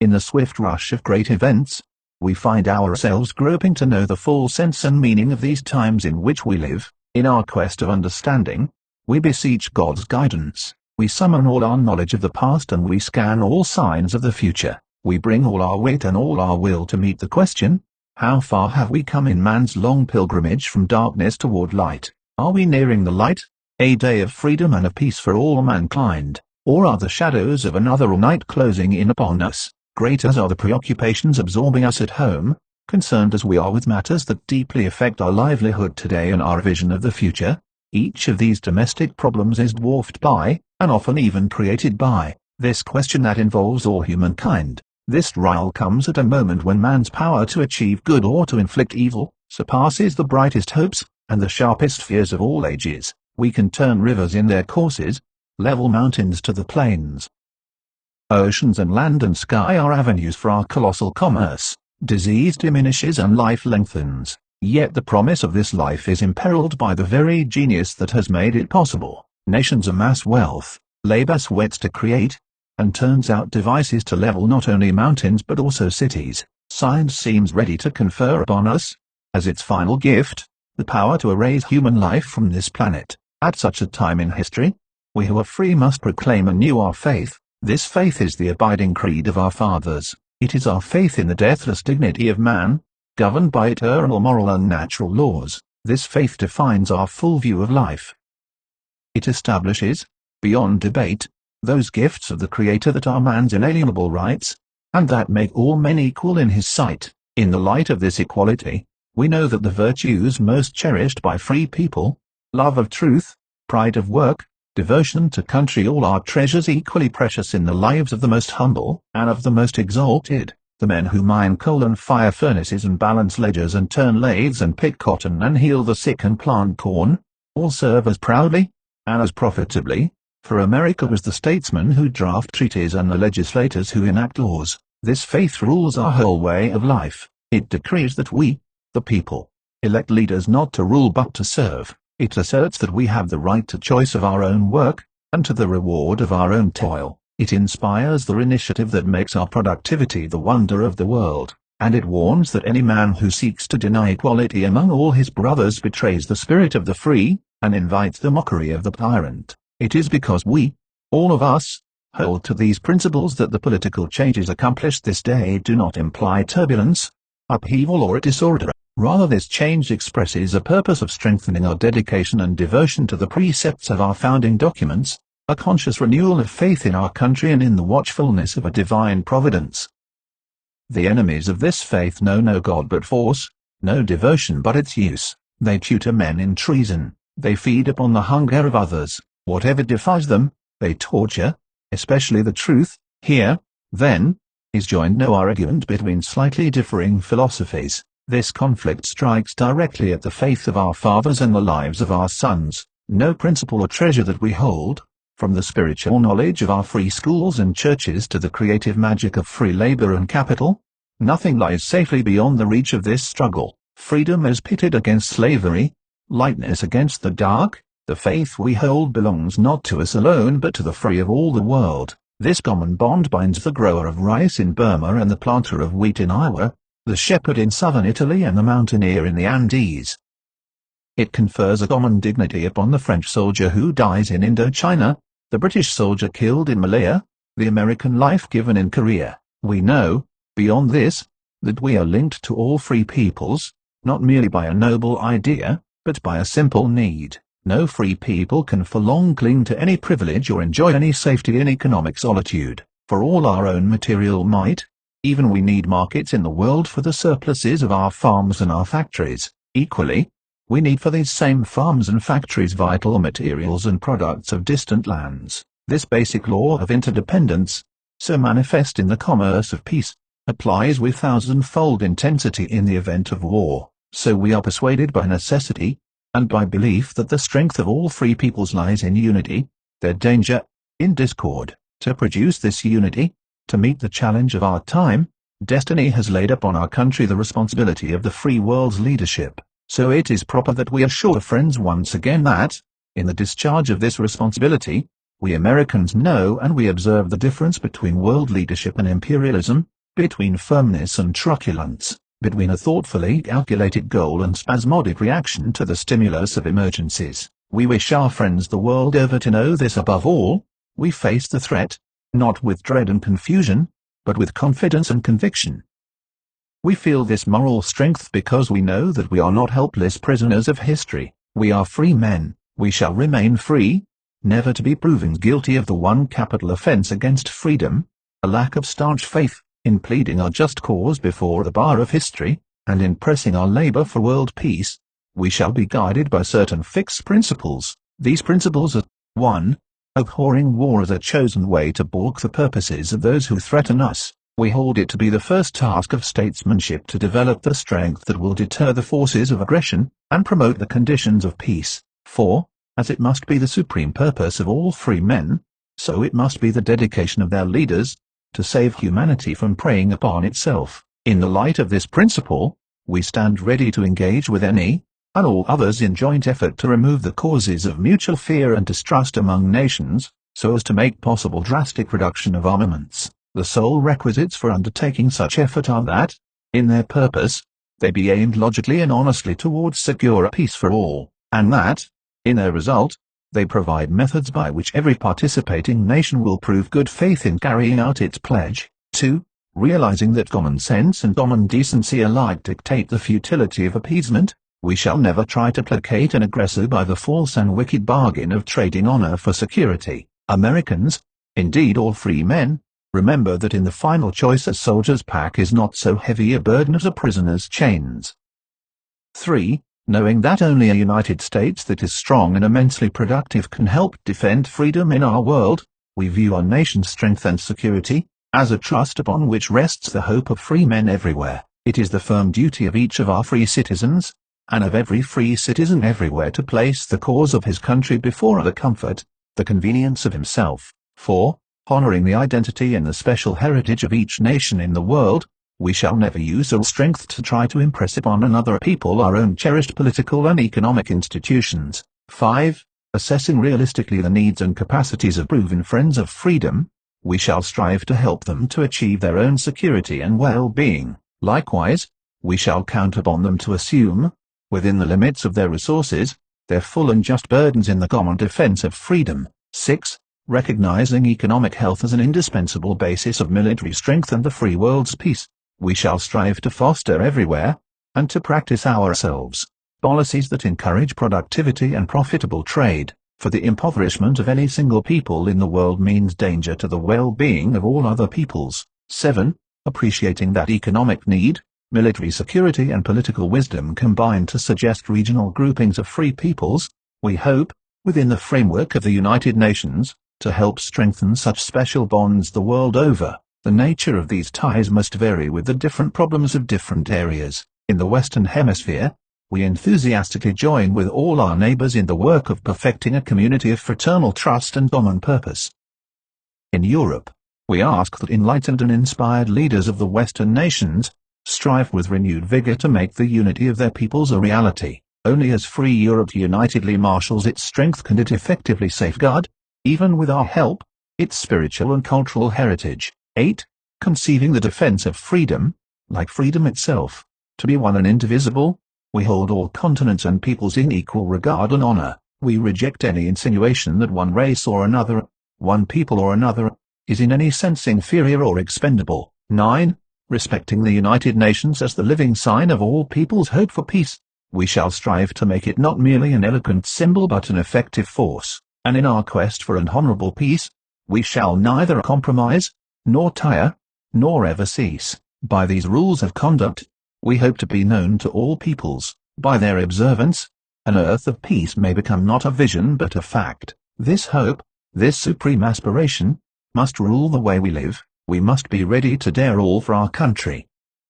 For history does not long entrust the care of freedom to the weak or the timid. We must acquire proficiency in defense and display stamina in purpose. We must be willing, individually and as a nation, to accept whatever sacrifices may be required of us. A people that values its privileges above its principles soon loses both. These basic precepts are not lofty abstractions, far removed from matters of daily living. They are laws of spiritual strength that generate and define our material strength. Patriotism means equipped forces and a prepared citizenry. Moral stamina means more energy and more productivity, on the farm and in the factory. Love of liberty means the guarding of every resource that makes freedom possible, from the sanctity of our families, and the wealth of our soil to the genius of our scientists, and so each citizen plays an indispensable role. The productivity of our heads, our hands, and our hearts is the source of all the strength we can command, for both the enrichment of our lives and the winning of the peace. No person, no home, no community can be beyond the reach of this call. We are summoned to act in wisdom and in conscience, to work with industry, to teach with persuasion, to preach with conviction, to weigh our every deed with care and with compassion, for this truth must be clear before us. Whatever America hopes to bring to pass in the world must first come to pass in the heart of America. The peace we seek, then, is nothing less than the practice and fulfillment of our whole faith among ourselves, and in our dealings with others. This signifies more than the stilling of guns, easing the sorrow of war, more than escape from death. It is a way of life, more than a haven for the weary. It is a hope for the brave. This is the hope that beckons us onward in this century of trial. This is the work that awaits us all, to be done with bravery, with charity, and with prayer to Almighty God. Dwight D. Eisenhower, Second Inaugural Address, Monday, the 21st of January, 1957. The price of peace. Mr. Chairman, Mr. Vice President, Mr. Chief Justice, Mr. Speaker, members of my family and friends, my countrymen, and the friends of my country, wherever they may be, we meet again, as upon a like moment 4 years ago, and again you have witnessed my solemn oath of service to you. I, too, am a witness, today testifying in your name to the principles and purposes to which we, as a people, are pledged. Before all else, we seek, upon our common labor as a nation, the blessings of Almighty God, and the hopes in our hearts fashion the deepest prayers of our whole people. May we pursue the right, without self-righteousness. May we know unity, without conformity. May we grow in strength, without pride in self. May we, in our dealings with all peoples of the earth, ever speak truth and serve justice, and so shall America, in the sight of all men of good will, prove true to the honorable purposes that bind and rule us as a people in all this time of trial through which we pass. We live in a land of plenty, but rarely has this earth known such peril as today. In our nation work and wealth abound, our population grows, commerce crowds our rivers and rails, our skies, harbors, and highways, our soil is fertile, our agriculture productive, the air rings with the song of our industry, rolling mills and blast furnaces, dynamos, dams, and assembly lines, the chorus of America the bountiful. This is our home, yet this is not the whole of our world. For our world is where our full destiny lies, with men, of all people, and all nations, who are or would be free, and for them, and so for us, this is no time of ease or of rest. In too much of the earth there is want, discord, danger. New forces and new nations stir and strive across the earth, with power to bring, by their fate, great good or great evil to the free world's future. From the deserts of North Africa to the islands of the South Pacific, 1/3 of all mankind has entered upon an historic struggle for a new freedom, freedom from grinding poverty. Across all continents, nearly 1 billion people seek, sometimes almost in desperation, for the skills and knowledge and assistance by which they may satisfy from their own resources the material wants common to all mankind. No nation, however old or great, escapes this tempest of change and turmoil. Some, impoverished by the recent World War, seek to restore their means of livelihood. In the heart of Europe, Germany still stands tragically divided, so is the whole continent divided.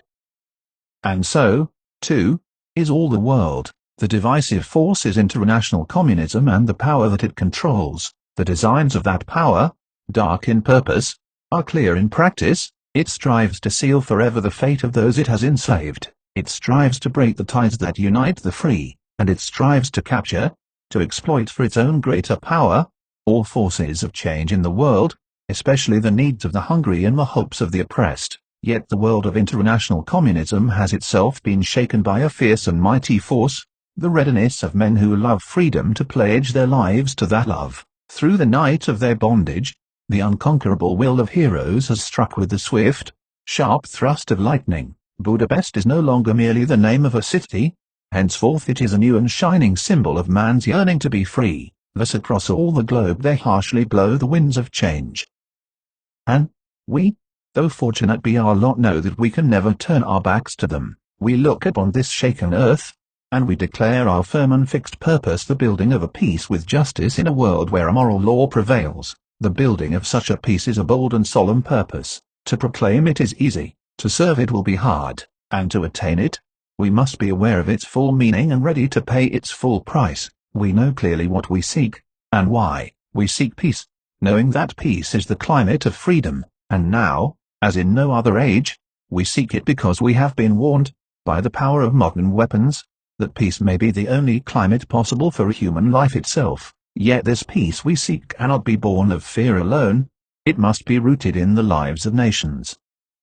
There must be justice, sensed and shared by all peoples, for, without justice the world can know only a tense and unstable truce. There must be law, steadily invoked and respected by all nations, for without law, the world promises only such meager justice as the pity of the strong upon the weak. But the law of which we speak, comprehending the values of freedom, affirms the equality of all nations, great and small. Splendid as can be the blessings of such a peace, high will be its cost, in toil patiently sustained, in help honorably given, in sacrifice calmly borne. We are called to meet the price of this peace, to counter the threat of those who seek to rule by force.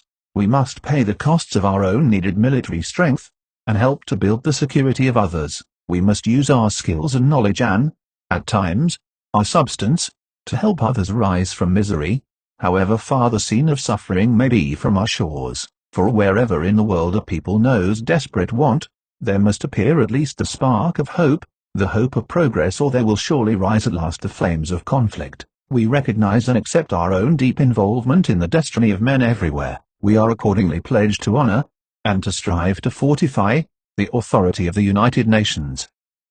For in that body rests the best hope of our age, for the assertion of that law by which all nations may live in dignity, and, beyond this general resolve, we are called to act a responsible role in the world's great concerns or conflicts, whether they touch upon the affairs of a vast region, the fate of an island in the Pacific, or the use of a canal in the Middle East. Only in respecting the hopes and cultures of others will we practice the equality of all nations. Only as we show willingness and wisdom in giving counsel, in receiving counsel, and in sharing burdens, will we wisely perform the work of peace. For one truth must rule all we think and all we do. No people can live to itself alone. The unity of all who dwell in freedom is their only sure defense. The economic need of all nations, in mutual dependence, makes isolation an impossibility.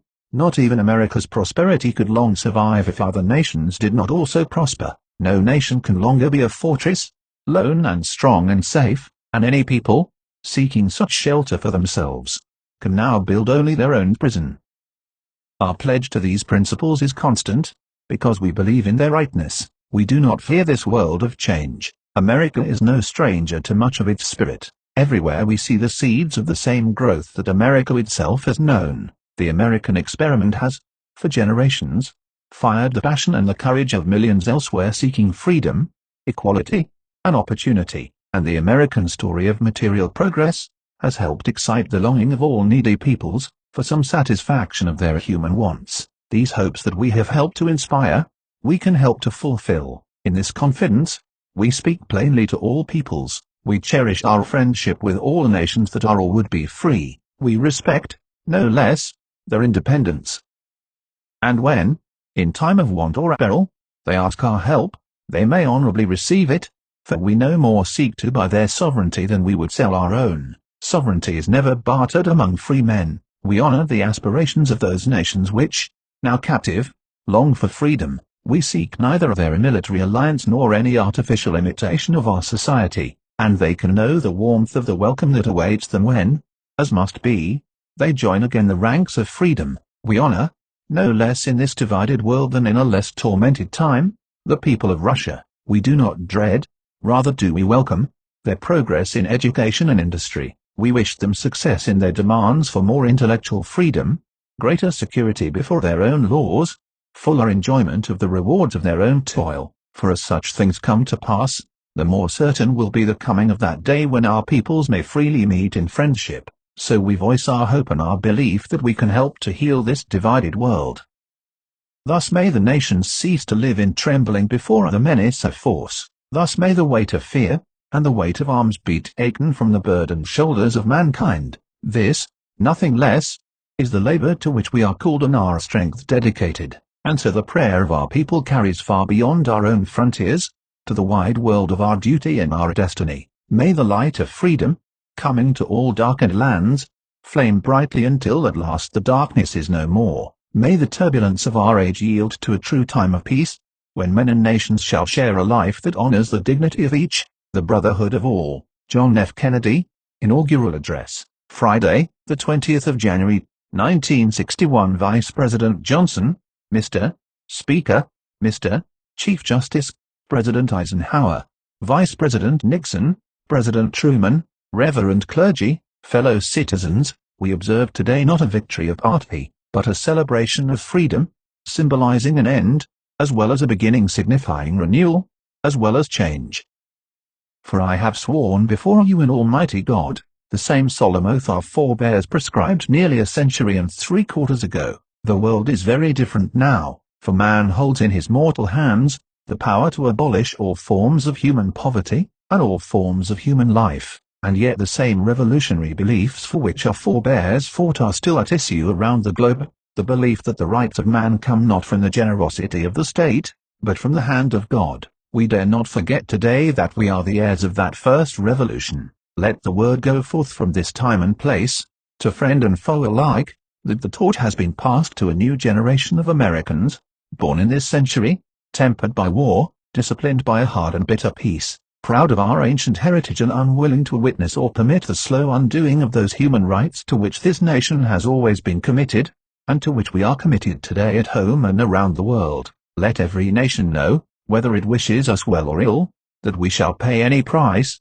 bear any burden, meet any hardship, support any friend, oppose any foe, in order to assure the survival and the success of liberty. This much we pledge, and more, to those old allies whose cultural and spiritual origins we share. We pledge the loyalty of faithful friends. United, there is little we cannot do in a host of cooperative ventures. Divided, there is little we can do, for we dare not meet a powerful challenge at odds and split asunder. To those new states whom we welcome to the ranks of the free, we pledge our word that one form of colonial control shall not have passed away merely to be replaced by a farm or iron tyranny. We shall not always expect to find them supporting our view, but we shall always hope to find them strongly supporting their own freedom, and to remember that, in the past, those who foolishly sought power by riding the back of the tiger ended up inside. To those peoples in the huts and villages across the globe struggling to break the bonds of mass misery, we pledge our best efforts to help them help themselves, for whatever period is required, not because the communists may be doing it, not because we seek their votes, but because it is right. If a free society cannot help the many who are poor, it cannot save the few who are rich. To our sister republics south of our border, we offer a special pledge to convert our good words into good deeds, in a new alliance for progress to assist free men and free governments in casting off the chains of poverty. But this peaceful revolution of hope cannot become the prey of hostile powers. Let all our neighbors know that we shall join with them to oppose aggression or subversion, anywhere in the Americas, and let every other power know that this hemisphere intends to remain the master of its own house. To that World Assembly of Sovereign States, the United Nations, our last best hope in an age where the instruments of war have far outpaced the instruments of peace, we renew our pledge of support, to prevent it from becoming merely a forum for invective, to strengthen its shield of the new and the weak, and to enlarge the area in which its writ may run. Finally, to those nations who would make themselves our adversary, we offer not a pledge but a request, that both sides begin anew the quest for peace, before the dark powers of destruction unleashed by science engulf all humanity in planned or accidental self-destruction. We dare not tempt them with weakness, for only when our arms are sufficient beyond doubt, can we be certain beyond doubt, that they will never be employed. But neither can two great and powerful groups of nations take comfort from our present course, both sides overburdened by the cost of modern weapons, both rightly alarmed by the steady spread of the deadly atom, yet both racing to alter that uncertain balance of terror, that stays the hand of mankind's final war. So let us begin anew, remembering on both sides that civility is not a sign of weakness, and sincerity is always subject to proof. Let us never negotiate out of fear, but let us never fear to negotiate. Let both sides explore what problems unite us instead of belaboring those problems which divide us. Let both sides, for the first time, formulate serious and precise proposals for the inspection and control of arms, and bring the absolute power to destroy other nations under the absolute control of all nations. Let both sides seek to invoke the wonders of science instead of its terrors. Together let us explore the stars, conquer the deserts, eradicate disease, tap the ocean depths, and encourage the arts and commerce. Let both sides unite to heed in all corners of the earth the command of Isaiah, to undo the heavy burdens, and to let the oppressed go free. and if a beachhead of cooperation may push back the jungle of suspicion, let both sides join in creating a new endeavor, not a new balance of power, but a new world of law, where the strong are just and the weak secure and the peace preserved. All this will not be finished in the first 100 days, nor will it be finished in the first 1,000 days, nor in the life of this administration, nor even perhaps in our lifetime on this planet. But let us begin. In your hands, my fellow citizens, more than in mine, will rest the final success or failure of our course. Since this country was founded, each generation of Americans has been summoned to give testimony to its national loyalty. The graves of young Americans who answered the call to service surround the globe. Now the trumpet summons us again, not as a call to bear arms, though arms we need, not as a call to battle, though embattled we are, but a call to bear the burden of a long twilight struggle, year in and year out, rejoicing in hope, patient in tribulation, a struggle against the common enemies of man, tyranny, poverty, disease, and war itself.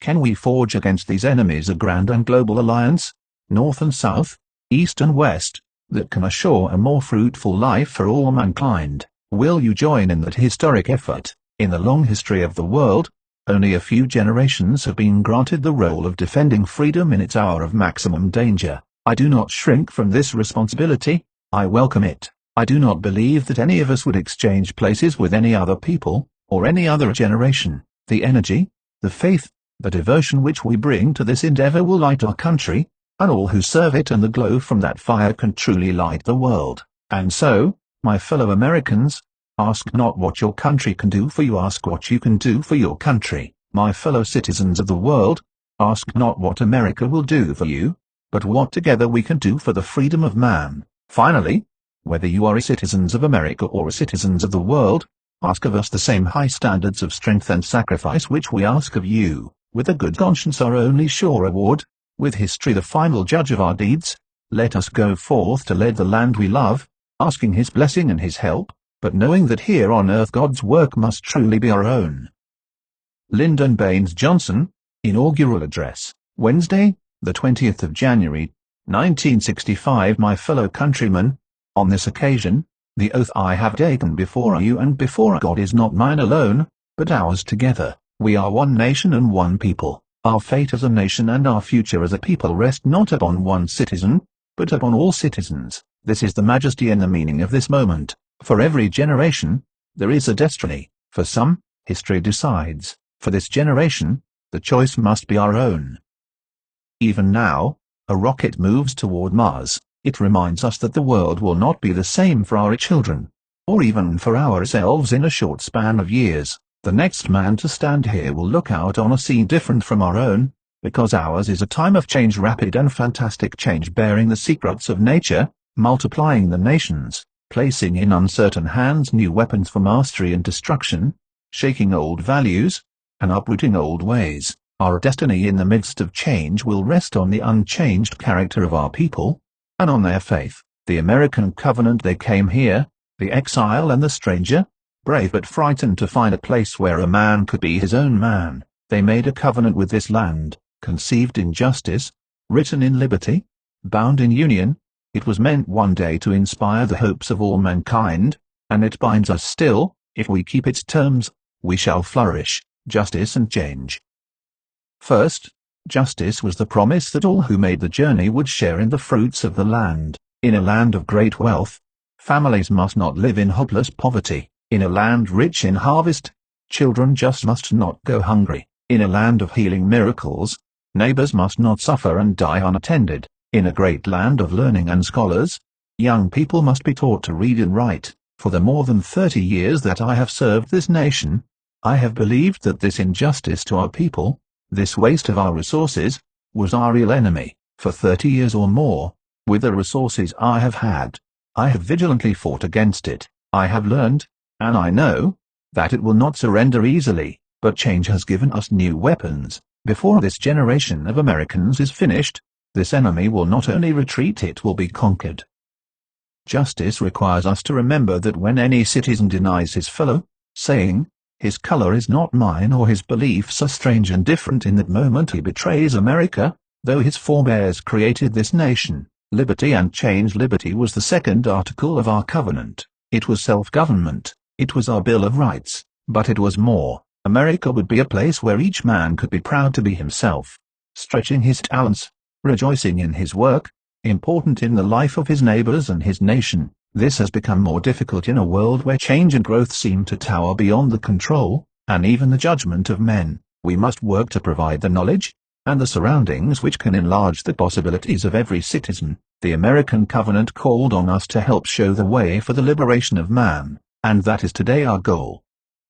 Thus, if as a nation there is much outside our control, as a people no stranger is outside our hope, change has brought new meaning to that old mission. We can never again stand aside, prideful in isolation. Terrific dangers and troubles that we once called for and now constantly live among us. If American lives must end, an American treasure be spilled, in countries we barely know, that is the price that change has demanded of conviction and of our enduring covenant. Think of our world as it looks from the rocket that is heading toward Mars. It is like a child's globe, hanging in space, the continents stuck to its side like colored maps. We are all fellow passengers on a dot of Earth, and each of us, in the span of time, has really only a moment among our companions. How incredible it is that in this fragile existence, we should hate and destroy one another. There are possibilities enough for all who will abandon mastery over others to pursue mastery over nature. There is world enough for all to seek their happiness in their own way. Our nation's course is abundantly clear. We aspire to nothing that belongs to others. We seek no dominion over our fellow man, but man's dominion over tyranny and misery. But more is required. Men want to be a part of a common enterprise, a cause greater than themselves. Each of us must find a way to advance the purpose of the nation, thus finding new purpose for ourselves. Without this, we shall become a nation of strangers. Union and change. The third article was union. To those who were small and few against the wilderness, the success of liberty demanded the strength of union. 2 centuries of change have made this true again. No longer need capitalist and worker, farmer and clerk, city and countryside, struggle to divide our bounty. By working shoulder to shoulder, together we can increase the bounty of all. We have discovered that every child who learns, every man who finds work, every sick body that is made whole, like a candle added to an altar, brightens the hope of all the faithful. So let us reject any among us who seek to reopen old wounds, and to rekindle old hatreds. They stand in the way of a seeking nation. Let us now join reason to faith and action to experience, to transform our unity of interest into a unity of purpose. For the hour and the day and the time are here to achieve progress without strife, to achieve change without hatred, not without difference of opinion, but without the deep and abiding divisions which scar the Union for generations. The American belief. Under this covenant of justice, liberty, and union we have become a nation prosperous, great, and mighty, and we have kept our freedom. But we have no promise from God that our greatness will endure. We have been allowed by Him to seek greatness with the sweat of our hands, and the strength of our spirit. I do not believe that the great society is the ordered, changeless, and sterile battalion of the ants. It is the excitement of becoming, always becoming, trying, probing, falling, resting, and trying again, but always trying and always gaining. In each generation, with toil and tears, we have had to earn our heritage again. If we fail now, we shall have forgotten in abundance what we learned in hardship, that democracy rests on faith, that freedom asks more than it gives, and that the judgment of God is harshest on those who are most favored. If we succeed, it will not be because of what we have, but it will be because of what we are, not because of what we own, but, rather because of what we believe, for we are a nation of believers. Underneath the clamor of building and the rush of our day's pursuits, we are believers in justice and liberty and union, and in our own union, we believe that every man must someday be free, and we believe in ourselves. Our enemies have always made the same mistake. In my lifetime, in depression and in war, they have awaited our defeat. Each time, from the secret places of the American heart, came forth the faith they could not see or that they could not even imagine. It brought us victory, and it will again, for this is what America is all about. It is the uncrossed desert and the unclimbed ridge. It is the star that is not reached and the harvest sleeping in the unplowed ground.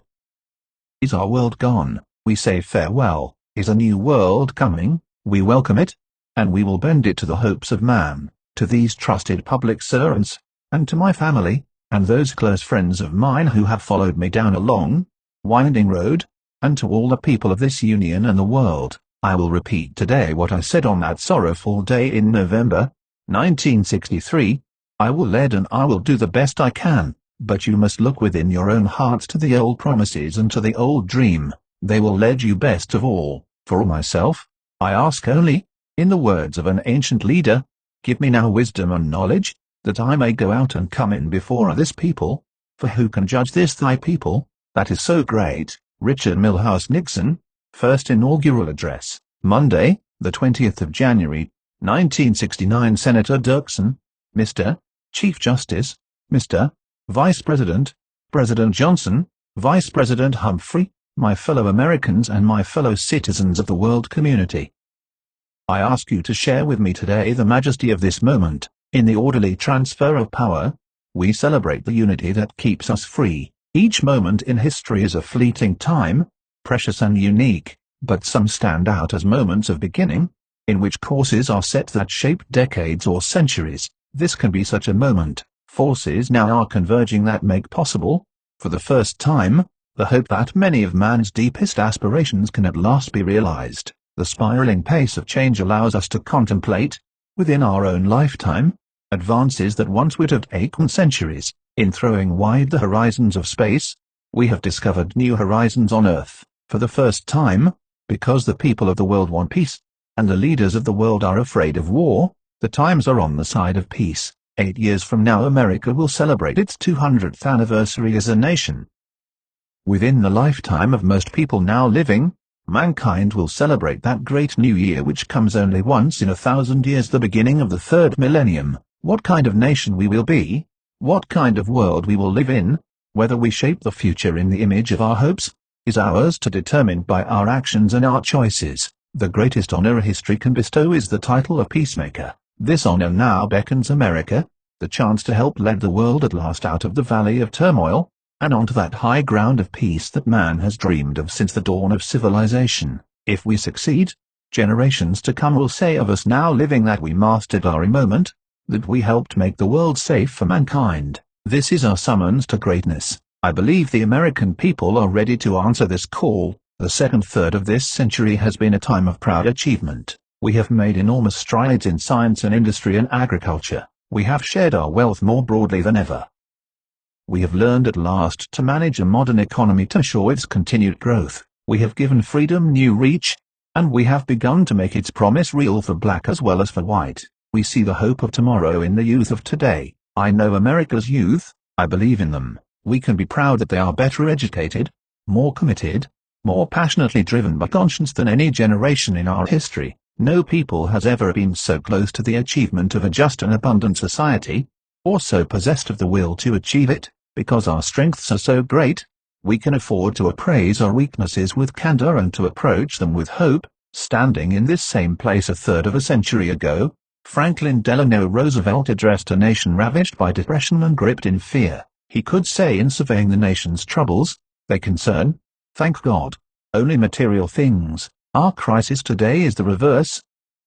We have found ourselves rich in goods, but ragged in spirit, reaching with magnificent precision for the moon, but falling into raucous discord on earth. We are caught in war, wanting peace. We are torn by division, wanting unity. We see around us empty lives, wanting fulfillment. We see tasks that need doing, waiting for hands to do them. To a crisis of the spirit, we need an answer of the spirit. To find that answer, we need only look within ourselves. When we listen to the better angels of our nature, we find that they celebrate the simple things, the basic things such as goodness, decency, love, kindness. Greatness comes in simple trappings. The simple things are the ones most needed today if we are to surmount what divides us, and cement what unites us.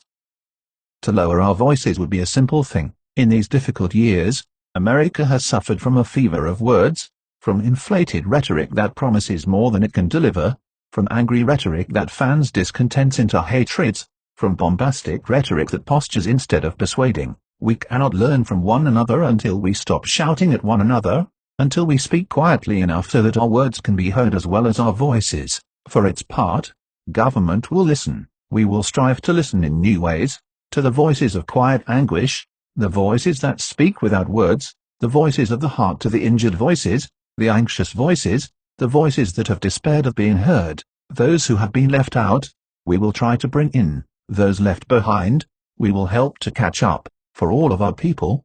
We will set as our goal a decent order that makes progress possible and our lives secure. As we reach toward our hopes, our task is to build on what has gone before, not turning away from the old, but turning toward the new. In this past third of a century, government has passed more laws, spent more money, initiated more programs, than in all our previous history.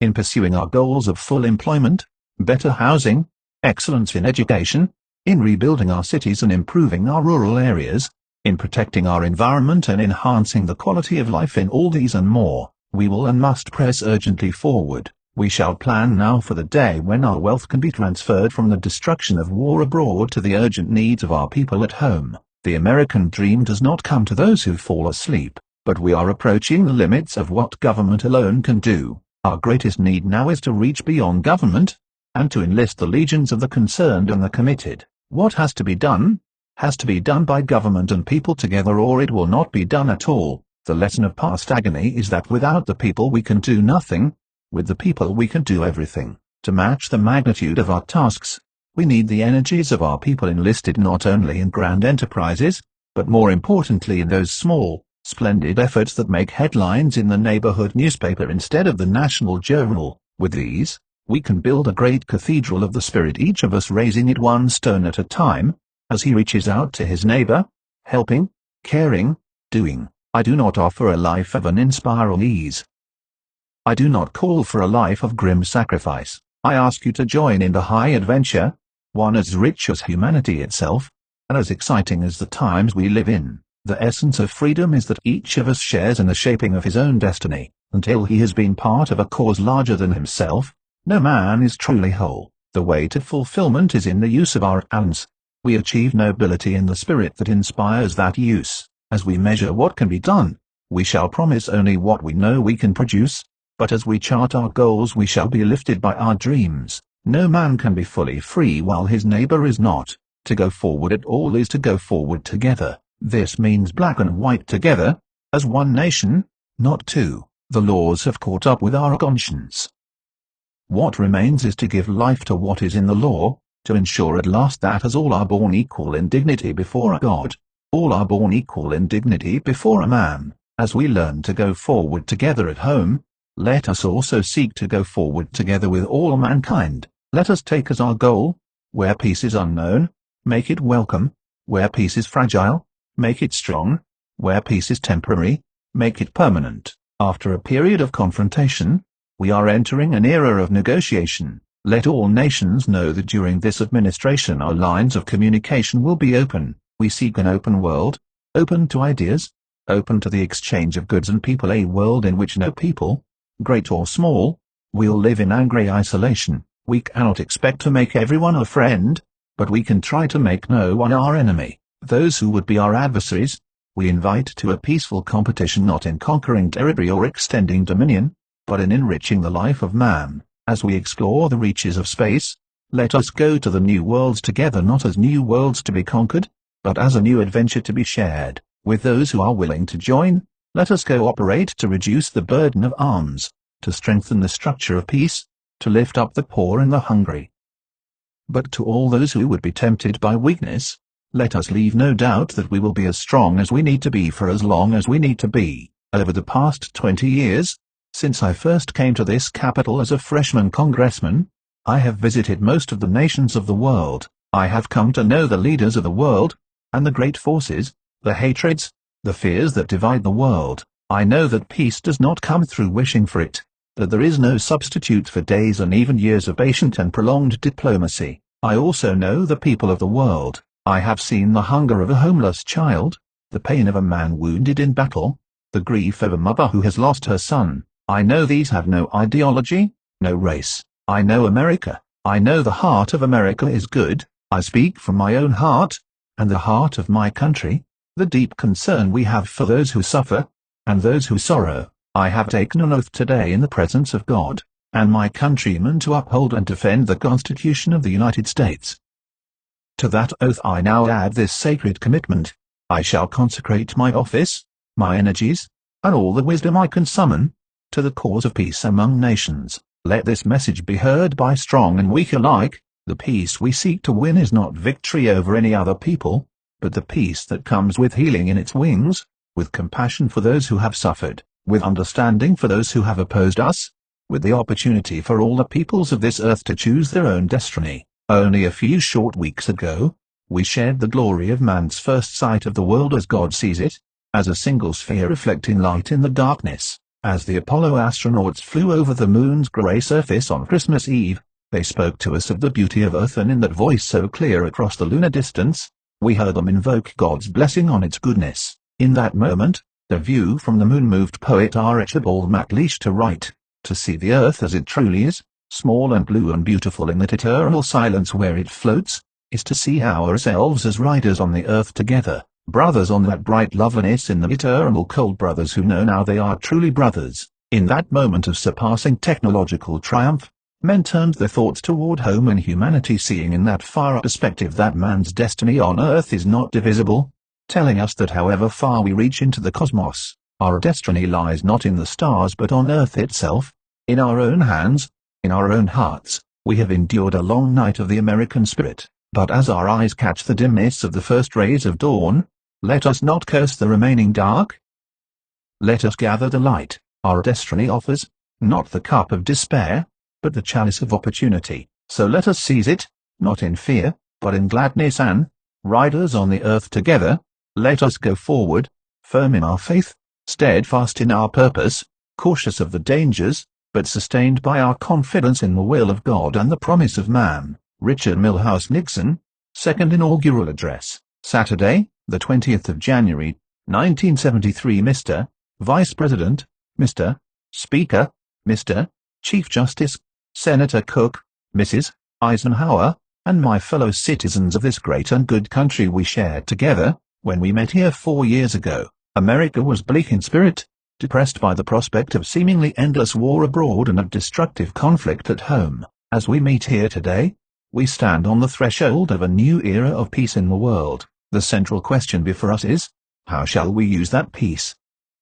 Let us resolve that this era we are about to enter will not be what other post-war periods have so often been, a time of retreat and isolation that leads to stagnation at home and invites new danger abroad. Let us resolve that this will be what it can become, a time of great responsibilities greatly borne, in which we renew the spirit and the promise of America, as we enter our third century, as a nation. This past year saw far-reaching results from our new policies for peace, by continuing to revitalize our traditional friendships, and by our missions to Peking and to Moscow, we were able to establish the base for a new and more durable pattern of relationships among the nations of the world. Because of America's bold initiatives, 1972 will be long remembered as the year of the greatest progress since the end of World War II, toward a lasting peace in the world. The peace we seek in the world is not the flimsy peace, which is merely an interlude between wars, but a peace which can endure for generations to come. It is important that we understand both the necessity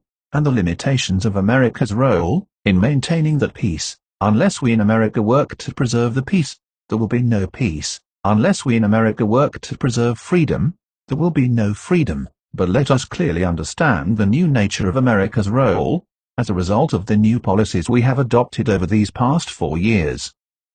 We shall respect our treaty commitments. We shall support vigorously the principle that no country has the right to impose its will or rule on another by force. We shall continue, in this era of negotiation, to work for the limitation of nuclear arms, and to reduce the danger of confrontation between the great powers. We shall do our share in defending peace and freedom in the world, but we shall expect others to do their share. The time has passed when America will make every other nation's conflict our own, or make every other nation's future our responsibility, or presume to tell the people of other nations how to manage their own affairs. Just as we respect the right of each nation to determine its own future, we also recognize the responsibility of each nation to secure its own future. Just as America's role is indispensable in preserving the world's peace, so is each nation's role indispensable in preserving its own peace. Together with the rest of the world, Let us resolve to move forward from the beginnings we have made. Let us continue to bring down the walls of hostility, which have divided the world for too long, and to build in their place bridges of understanding so that despite profound differences between systems of government, the people of the world can be friends. Let us build a structure of peace in the world in which the weak are as safe as the strong, in which each respects the right of the other to live by a different system, in which those who would influence others will do so by the strength of their ideas, and not by the force of their arms. Let us accept that high responsibility not as a burden, but gladly because the chance to build such a peace is the noblest endeavor in which a nation can engage. Gladly, also, because only if we act greatly in meeting our responsibilities abroad will we remain a great nation, and only if we remain a great nation will we act greatly in meeting our challenges at home. We have the chance today to do more than ever before in our history to make life better in America, to ensure better education, better health, better housing, better transportation, a cleaner environment, to restore respect for law, to make our communities more livable and to ensure the God-given right of every American to full and equal opportunity. Because the range of our needs is so great, because the reach of our opportunities is so great, let us be bold in our determination to meet those needs in new ways. Just as building a structure of peace abroad has required turning away from old policies that failed, so building a new era of progress at home requires turning away from old policies that have failed. Abroad, the shift from old policies to new has not been a retreat from our responsibilities, but a better way to peace. And at home, the shift from old policies to new will not be a retreat from our responsibilities, but a better way to progress. Abroad and at home, the key to those new responsibilities lies in the placing and the division of responsibility. We have lived too long with the consequences of attempting to gather all power and responsibility in Washington. Abroad and at home, the time has come to turn away from the condescending policies of paternalism of Washington knows best. A person can be expected to act responsibly only if he has responsibility. This is human nature, so let us encourage individuals at home and nations abroad to do more for themselves, to decide more for themselves. Let us locate responsibility in more places. Let us measure what we will do for others by what they will do for themselves. That is why today I offer no promise of a purely governmental solution for every problem. We have lived too long with that false promise. In trusting too much in government, we have asked of it more than it can deliver. This leads only to inflated expectations, to reduced individual effort, and to a disappointment and frustration that erode confidence both in what government can do and in what people can do. Government must learn to take less from people so that people can do more for themselves. Let us remember that America was built not by government, but by people, not by welfare, but by work, not by shirking responsibility, but by seeking responsibility. In our own lives, let each of us ask, not just what will government do for me, but what can I do for myself? In the challenges we face together, let each of us ask not just how can government help, but how can I help? Your national government has a great and vital role to play, and I pledge to you that where this government should act, we will act boldly and we will lead boldly. But just as important is the role that each and every one of us must play, as an individual and as a member of his own community. From this day forward, let each of us make a solemn commitment in his own heart, to bear his responsibility, to do his part, to live his ideals so that together, we can see the dawn of a new age of progress for America, and together, as we celebrate our 200th anniversary as a nation, we can do so proud in the fulfillment of our promise to ourselves and to the world. As America's longest and most difficult war comes to an end, let us again learn to debate our differences with civility and decency, and let each of us reach out for that one precious quality government cannot provide, a new level of respect for the rights and feelings of one another, a new level of respect for the individual human dignity, which is the cherished birthright of every American. Above all else, the time has come for us to renew a faith in ourselves and in America.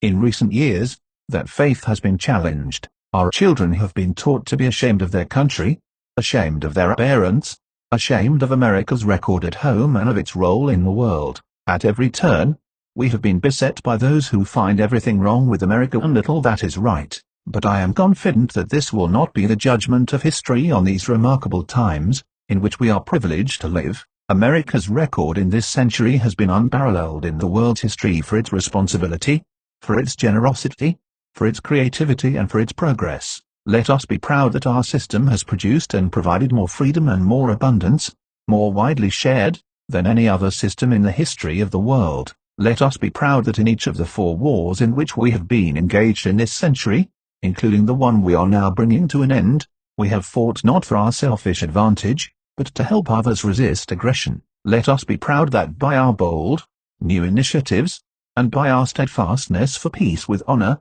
we have made a breakthrough toward creating in the world what the world has not known before, a structure of peace that can last, not merely for our time, but for generations to come. We are embarking here today on an era that presents challenges great as those any nation, or any generation, has ever faced. We shall answer to God, to history, and to our conscience for the way in which we use these years.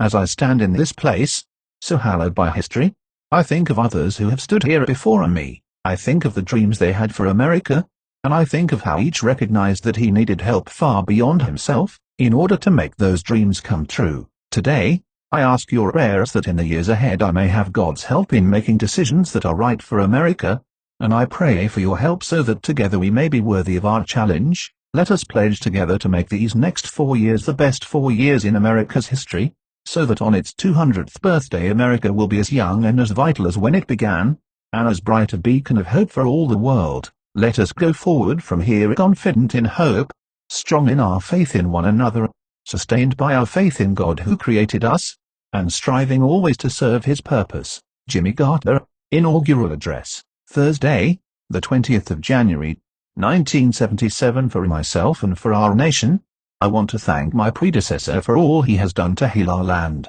In this outward and physical ceremony, we attest once again to the inner and spiritual strength of our nation.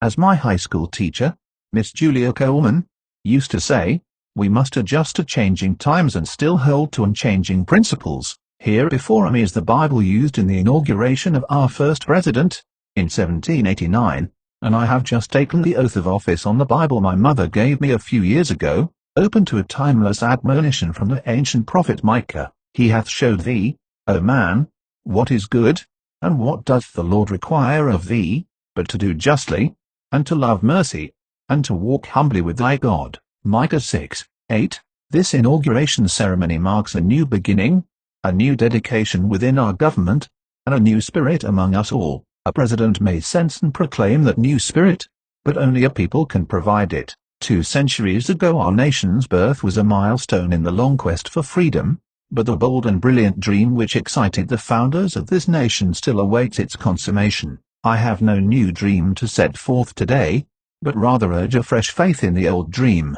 Ours was the first society openly to define itself in terms of both spirituality and of human liberty. It is that unique self-definition which has given us an exceptional appeal, but it also imposes on us a special obligation to take on those moral duties which, when assumed, seem invariably to be in our own best interests. You have given me a great responsibility, to stay close to you, to be worthy of you, and to exemplify what you are.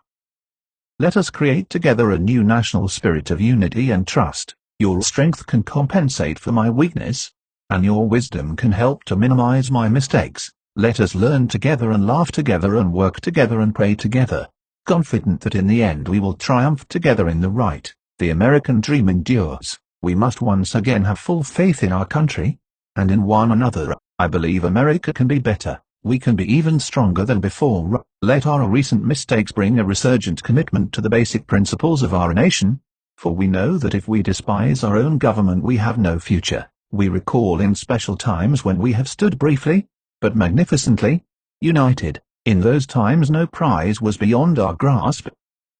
But we cannot dwell upon remembered glory. We cannot afford to drift. We reject the prospect of failure or mediocrity or an inferior quality of life for any person. Our government must at the same time be both competent and compassionate. We have already found a high degree of personal liberty, and we are now struggling to enhance equality of opportunity. Our commitment to human rights must be absolute, our laws fair, our natural beauty preserved, the powerful must not persecute the weak, and human dignity must be enhanced. We have learned that more is not necessarily better, that even our great nation has its recognized limits, and that we can neither answer all questions nor solve all problems. We cannot afford to do everything, nor can we afford to lack boldness as we meet the future. So, together, in a spirit of individual sacrifice for the common good, we must simply do our best. Our nation can be strong abroad only if it is strong at home. And we know that the best way to enhance freedom in other lands is to demonstrate here that our democratic system is worthy of emulation. To be true to ourselves, we must be true to others. We will not behave in foreign places so as to violate our rules and standards here at home, for we know that the trust which our nation earns is essential to our strength. The world itself is now dominated by a new spirit. Peoples more numerous and more politically aware are craving and now demanding their place in the sun, not just for the benefit of their own physical condition, but for basic human rights. The passion for freedom is on the rise. Tapping this new spirit, there can be no nobler nor more ambitious task for America to undertake on this day of a new beginning, than to help shape a just and peaceful world that is truly humane. We are a strong nation, and we will maintain strength so sufficient that it need not be proven in combat. A quiet strength based not merely on the size of an arsenal, but on the nobility of ideas. We will be ever vigilant and never vulnerable, and we will fight our wars against poverty, ignorance, and injustice, for those are the enemies against which our forces can be honorably marshaled. We are a purely idealistic nation, but let no one confuse our idealism with weakness. Because we are free, we can never be indifferent to the fate of freedom elsewhere. Our moral sense dictates a clear-cut preference for these societies, which share with us an abiding respect for individual human rights. We do not seek to intimidate, but it is clear that a world which others can dominate with impunity would be inhospitable to decency, and a threat to the well-being of all people. The world is still engaged in a massive armaments race designed to ensure continuing equivalent strength among potential adversaries. We pledge perseverance and wisdom in our efforts to limit the world's armaments to those necessary for each nation's own domestic safety, and we will move this year a step toward ultimate goal, the elimination of all nuclear weapons from this earth. We urge all other people to join us, for success can mean life instead of death. Within us, the people of the United States, there is evident a serious and purposeful rekindling of confidence, and I join in the hope that when my time as your president has ended, people might say this about our nation, that we had remembered the words of Michael and renewed our search for humility, mercy, and justice.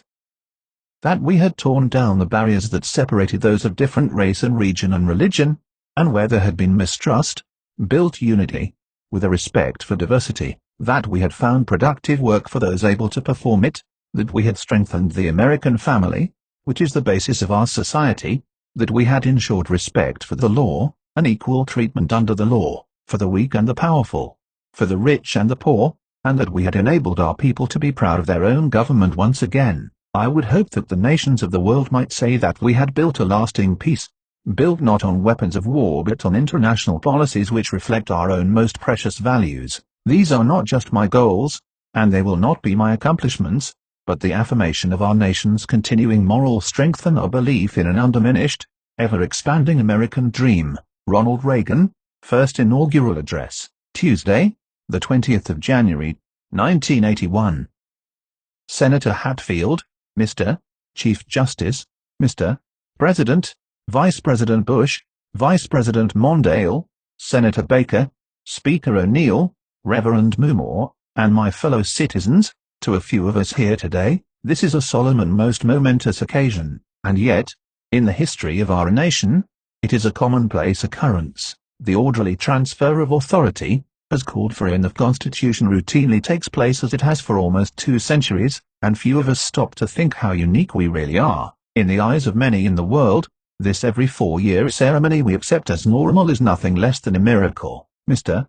President, I want our fellow citizens to know how much you did to carry on this tradition. By your gracious cooperation in the transition process, you have shown a watching world that we are a united people pledged to maintaining a political system which guarantees individual liberty to a greater degree than any other, and I thank you and your people for all your help in maintaining the continuity, which is the bulwark of our republic. The business of our nation goes forward. These United States are confronted with an economic affliction of great proportions. We suffer from the longest and one of the worst sustained inflations in our national history. It distorts our economic decisions, penalizes thrift, and crushes the struggling young and the fixed-income elderly alike. It threatens to shatter the lives of millions of our people.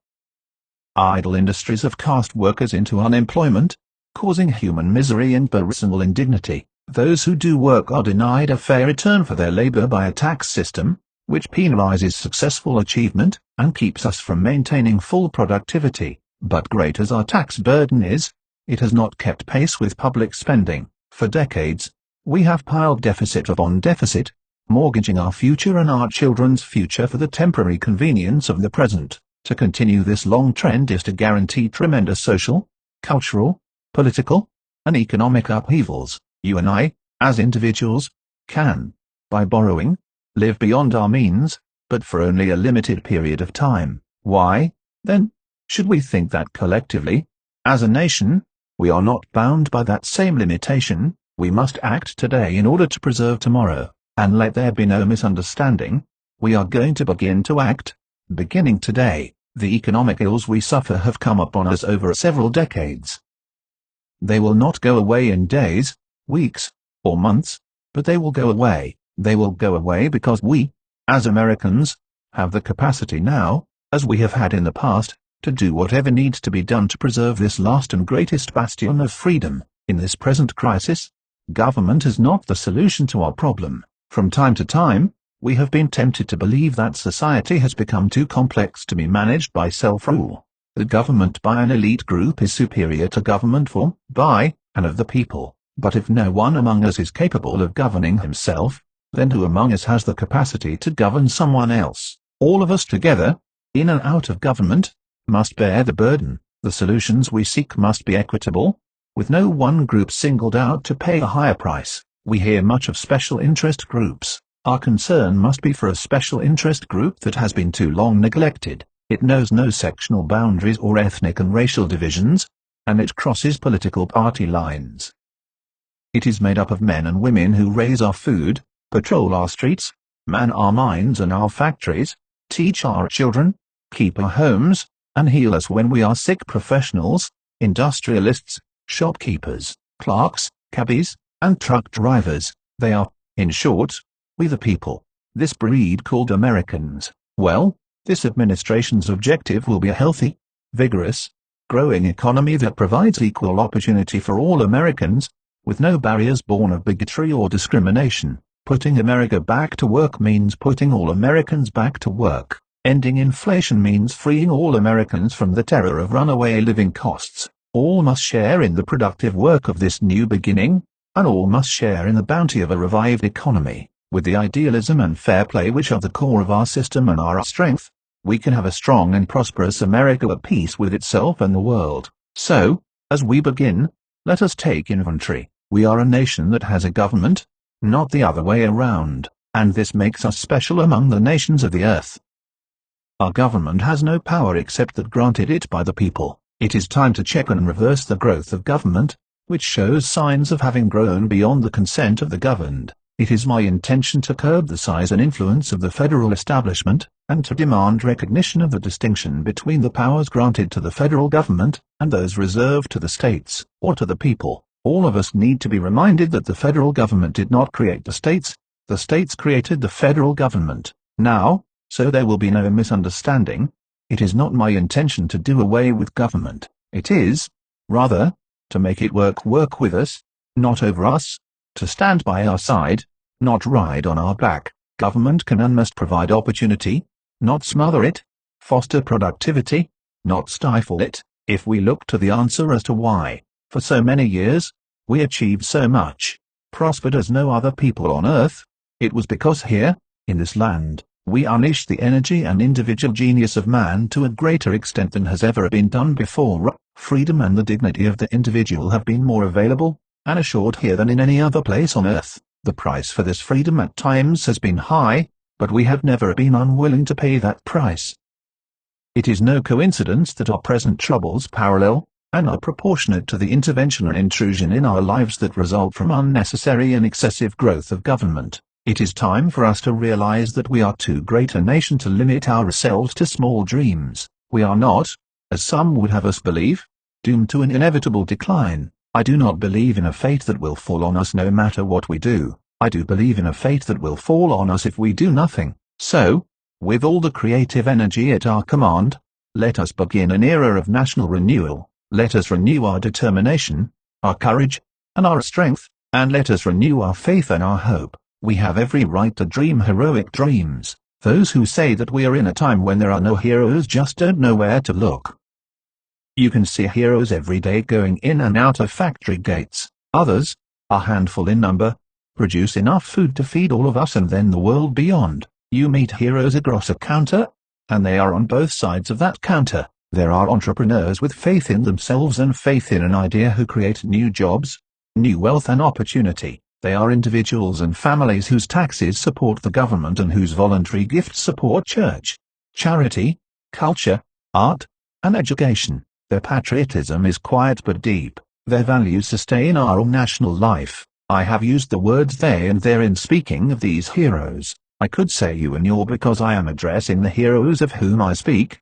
You, the citizens of this blessed land. Your dreams, your hopes, your goals are going to be the dreams, the hopes, and the goals of this administration, so help me God. We shall reflect the compassion that is so much a part of your makeup. How can we love our country and not love our countrymen? And loving them, reach out a hand when they fall, heal them when they are sick, and provide opportunities to make them self-sufficient, so they will be equal in fact, and not just in theory. Can we solve the problems confronting us? Well, the answer is an unequivocal and emphatic yes. To paraphrase Winston Churchill, I did not take the oath I have just taken with the intention of presiding over the dissolution of the world's strongest economy. In the days ahead, I will propose removing the roadblocks that have slowed our economy and reduced productivity. Steps will be taken aimed at restoring the balance between the various levels of government. Progress may be slow, measured in inches and feet, not miles, but we will progress. Is it time to reawaken this industrial giant, to get government back within its means, and to lighten a punitive tax burden? And these will be our first priorities, and on these principles, there will be no compromise. On the eve of our struggle for independence, a man who might have been one of the greatest among the founding fathers, Dr. Joseph Warren, president of the Massachusetts Congress, said to his fellow Americans, "Our country is in danger, but not to be despaired of. On you depend the fortunes of America. You are to decide the important questions upon which rests the happiness and the liberty of millions yet unborn. Act worthy of yourselves." Well, I believe we, the Americans of today, are ready to act worthy of ourselves, ready to do what must be done to ensure a happiness and liberty for ourselves, our children and our children's children. And as we renew ourselves here in our own land, we will be seen as having greater strength throughout the world. We will again be the exemplar of freedom, and a beacon of hope for those who do not now have freedom. To those neighbors and allies who share our freedom, we will strengthen our historic ties and assure them of our support and firm commitment. We will match loyalty with loyalty. We will strive for mutually beneficial relations. We will not use a friendship to impose on their sovereignty, for our own sovereignty is not for sale. As for the enemies of freedom, those who are potential adversaries, they will be reminded that peace is the highest aspiration of the American people. We will negotiate for it, sacrifice for it. We will not surrender for it now or ever. Our forbearance should never be misunderstood. Our reluctance for conflict should not be misjudged as a failure of will. When action is required to preserve our national security, we will act. We will maintain sufficient strength to prevail if need be, knowing that if we do so we have the best chance of never having to use that strength. Above all, we must realize that no arsenal, or no weapon in the arsenals of the world, is so formidable as the will and moral courage of free men and women. It is a weapon our adversaries in today's world do not have. It is a weapon that we as Americans do have. Let that be understood by those who practice terrorism and prey upon their neighbors. I am told that tens of thousands of prayer meetings are being held on this day, and for that I am deeply grateful. We are a nation under God, and I believe God intended for us to be free. It would be fitting and good, I think, if on each inauguration day in future years it should be declared a day of prayer. This is the first time in history that this ceremony has been held, as you have been told, on this west front of the Capitol. Standing here, one faces a magnificent vista, opening up on this city's special beauty and history. At the end of this open mall, are those shrines to the giants on whose shoulders we stand. Directly in front of me, the monument to a monumental man, George Washington, father of our country, a man of humility who came to greatness reluctantly. He led America out of revolutionary victory into infant nationhood. Off to one side, the stately memorial to Thomas Jefferson. The Declaration of Independence flames with his eloquence, and then beyond the reflecting pool the dignified columns of the Lincoln Memorial. Whoever would understand in his heart the meaning of America will find it in the life of Abraham Lincoln. Beyond those monuments to heroism is the Potomac River, and on the far shore the sloping hills of Arlington National Cemetery with its row on row of simple white markers bearing crosses or stars of David. They add up to only a tiny fraction of the price that has been paid for our freedom. Each one of those markers is a monument to the kinds of hero I spoke of earlier. Their lives ended in places called Belleau Wood, the Argonne, Omaha Beach, Salerno, and halfway around the world on Guadalcanal, Tarawa, Pork Chop Hill, the Chosin Reservoir, and in 100 rice paddies and jungles of a place called Vietnam. Under one such marker lies a young man, Martin Treptow, who left his job in a small-town barber shop in 1917 to go to France with the famed Rainbow Division. There, on the Western Front, he was killed trying to carry a message between battalions under heavy artillery fire. We are told that on his body was found a diary.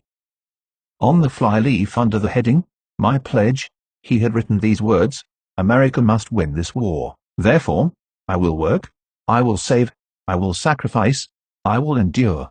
I will fight cheerfully and do my utmost, as if the issue of the whole struggle depended on me alone." The crisis we are facing today does not require of us the kind of sacrifice that Martin Treptow, and so many thousands of others were called upon to make. It does require, however, our best effort, and our willingness to believe in ourselves and to believe in our capacity to perform great deeds, to believe that together, with God's help, we can and will resolve the problems which now confront us. And, after all, why shouldn't we believe that? We are Americans. God bless you, and thank you. Ronald Reagan, Second Inaugural Address. Monday, the 21st of January, 1985. Senator Mathias, Chief Justice Berger, Vice President Bush, Speaker O'Neill, Senator Dole, Reverend clergy, members of my family and friends, and my fellow citizens.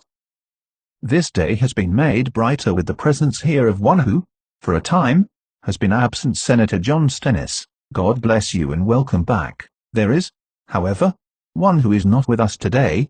Representative Gillis Long of Louisiana left us last night. I wonder if we could all join in a moment of silent prayer. Moment of silent prayer. Amen. There are no words adequate to express my thanks for the great honor that you have bestowed on me. I will do my utmost to be deserving of your trust. This is, as Senator Mathias told us, the 50th time that we the people have celebrated this historic occasion. When the first president, George Washington, placed his hand upon the Bible, he stood less than a single day's journey by horseback from raw, untamed wilderness. There were 4 million Americans in a union of 13 states.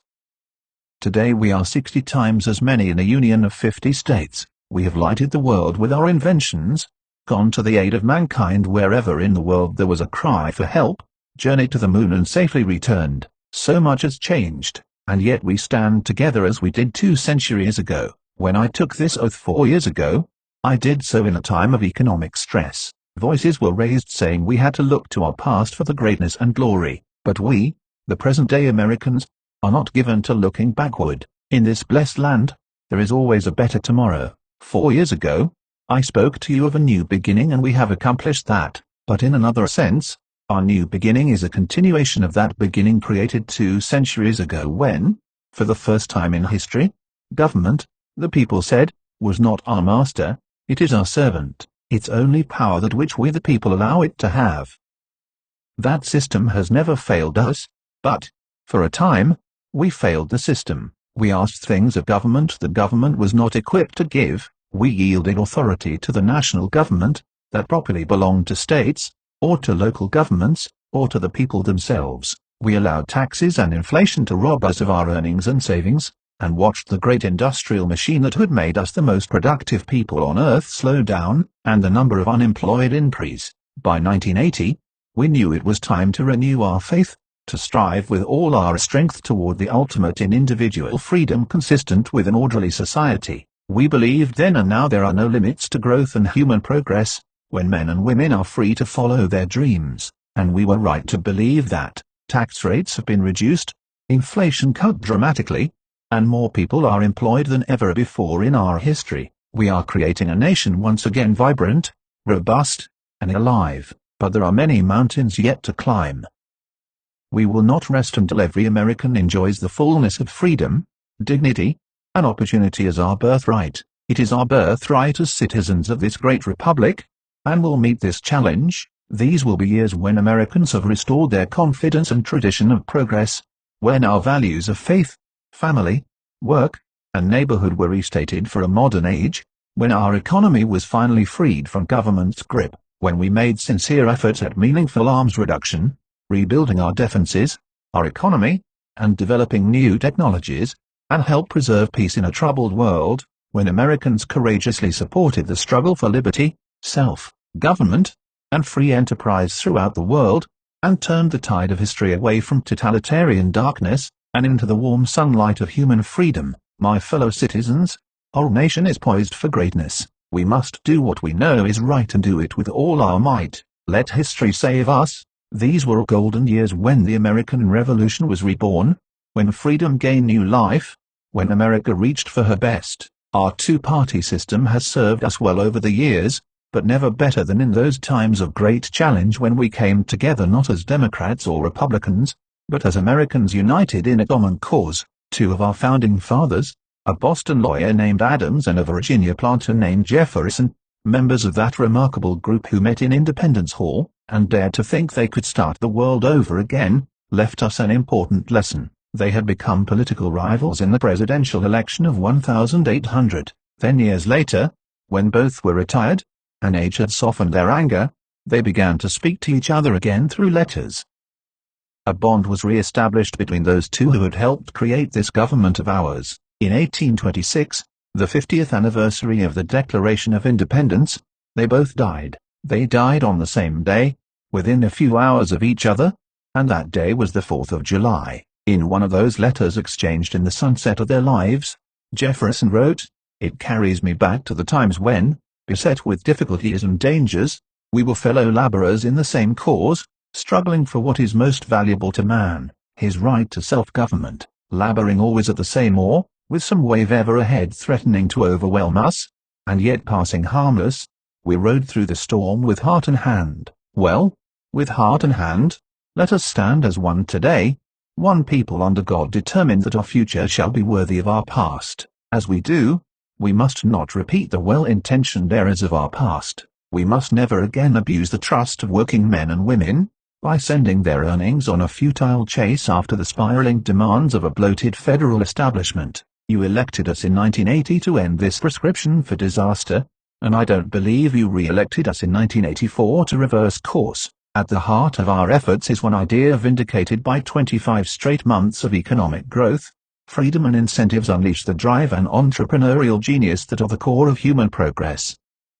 We have begun to increase the rewards for work, savings, and investment, reduce the increase in the cost and size of government and its interference in people's lives. We must simplify our tax system, make it more fair, and bring the rates down for all who work and earn. We must think anew and move with a new boldness, so every American who seeks work can find work, so the least among us shall have an equal chance to achieve the greatest things, to be heroes who heal our sick, feed the hungry, protect peace among nations, and leave this world a better place. The time has come for a new American emancipation, a great national drive to tear down economic barriers, and liberate the spirit of enterprise in the most distressed areas of our country. My friends, together we can do this, and do it we must.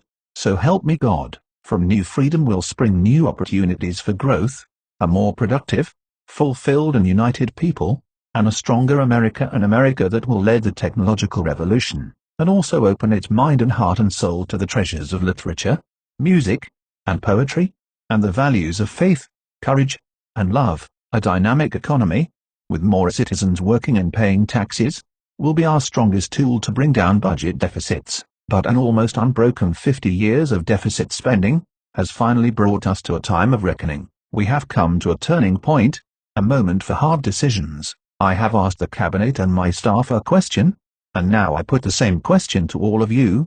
If not us, who? And if not now, when? It must be done by all of us going forward with a program aimed at reaching a balanced budget. We can then begin reducing the national debt. I will shortly submit a budget to the Congress aimed at freezing government program spending for the next year. Beyond that, we must take further steps to permanently control government's power to tax and spend. We must act now to protect future generations from government's desire to spend its citizens' money, and tax them into servitude when the bills come due. Let us make it unconstitutional for the federal government to spend more than the federal government takes in. We have already started returning to the people, and to state and local governments responsibilities, better handled by them. Now, there is a place for the federal government in matters of social compassion, but our fundamental goals must be to reduce dependency, and upgrade the dignity of those who are infirm, or disadvantaged.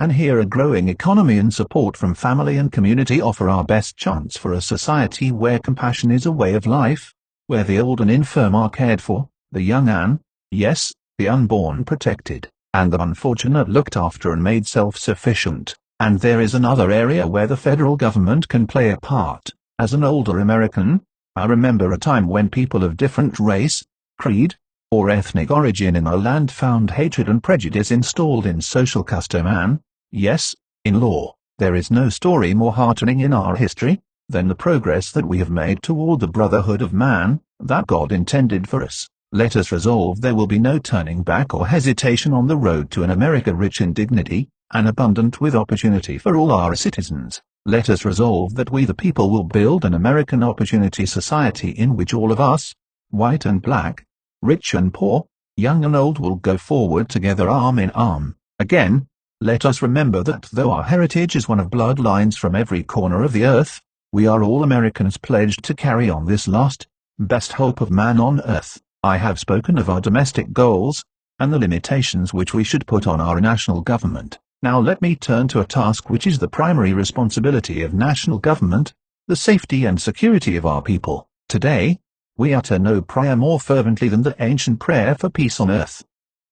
Yet history has shown that peace will not come, nor will freedom be preserved, by goodwill alone. There are those in the world who scorn our vision of human dignity and freedom. One nation, the Soviet Union, has conducted the greatest military build-up in the history of man, building arsenals of awesome offensive weapons. We have made progress in restoring our defense capability, but much remains to be done. There must be no wavering by us, nor any doubts by others, that America will meet her responsibilities to remain free, secure, and at peace. There is only one way safely and legitimately to reduce the cost of national security, and that is to reduce the need for it. And this we are trying to do in negotiations with the Soviet Union. We are not just discussing limits on a further increase of nuclear weapons. We seek, instead, to reduce their number. We seek the total elimination one day of nuclear weapons from the face of the earth. Now, for decades, we in the Soviets have lived under the threat of mutual assured destruction. If either resorted to the use of nuclear weapons, the other could retaliate and destroy the one who had started it. Is there either logic or morality in believing that if one side threatens to kill tens of millions of our people, our only recourse is to threaten killing tens of millions of theirs? I have approved a research program to find, if we can, a security shield that would destroy nuclear missiles before they reach their target. It wouldn't kill people. It would destroy weapons. It wouldn't militarize space. It would help demilitarize the arsenals of Earth. It would render nuclear weapons obsolete. We will meet with the Soviets, hoping that we can agree on a way to rid the world of the threat of nuclear destruction. We strive for peace and security, heartened by the changes all around us. Since the turn of the century, the number of democracies in the world has grown fourfold. Human freedom is on the march, and nowhere more so than our own hemisphere. Freedom is one of the deepest and noblest aspirations of the human spirit. People, worldwide, hunger for the right of self-determination, for those inalienable rights that make for human dignity and progress. America must remain freedom's staunchest friend, for freedom is our best ally, and it is the world's only hope, to conquer poverty and preserve peace. Every blow we inflict against poverty will be a blow against its dark allies of oppression and war. Every victory for human freedom will be a victory for world peace, so we go forward today, a nation still mighty in its youth and powerful in its purpose, with our alliances strengthened, with our economy leading the world to a new age of economic expansion. We look forward to a world rich in possibilities, and all this because we have worked and acted together, not as members of political parties, but as Americans.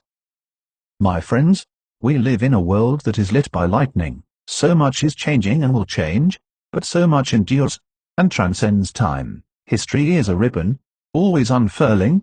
History is a journey, and as we continue our journey, we think of those who traveled before us. We stand together again at the steps of this symbol of our democracy, or we would have been standing at the steps if it hadn't gotten so cold. Now we are standing inside this symbol of our democracy. Now we hear again the echoes of our past.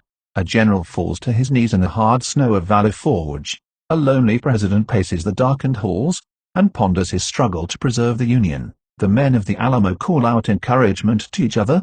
A settler pushes west and sings a song, and the song echoes out forever and fills the unknowing air. It is the American sound. It is hopeful, big-hearted, idealistic, daring, decent, and fair. That's our heritage.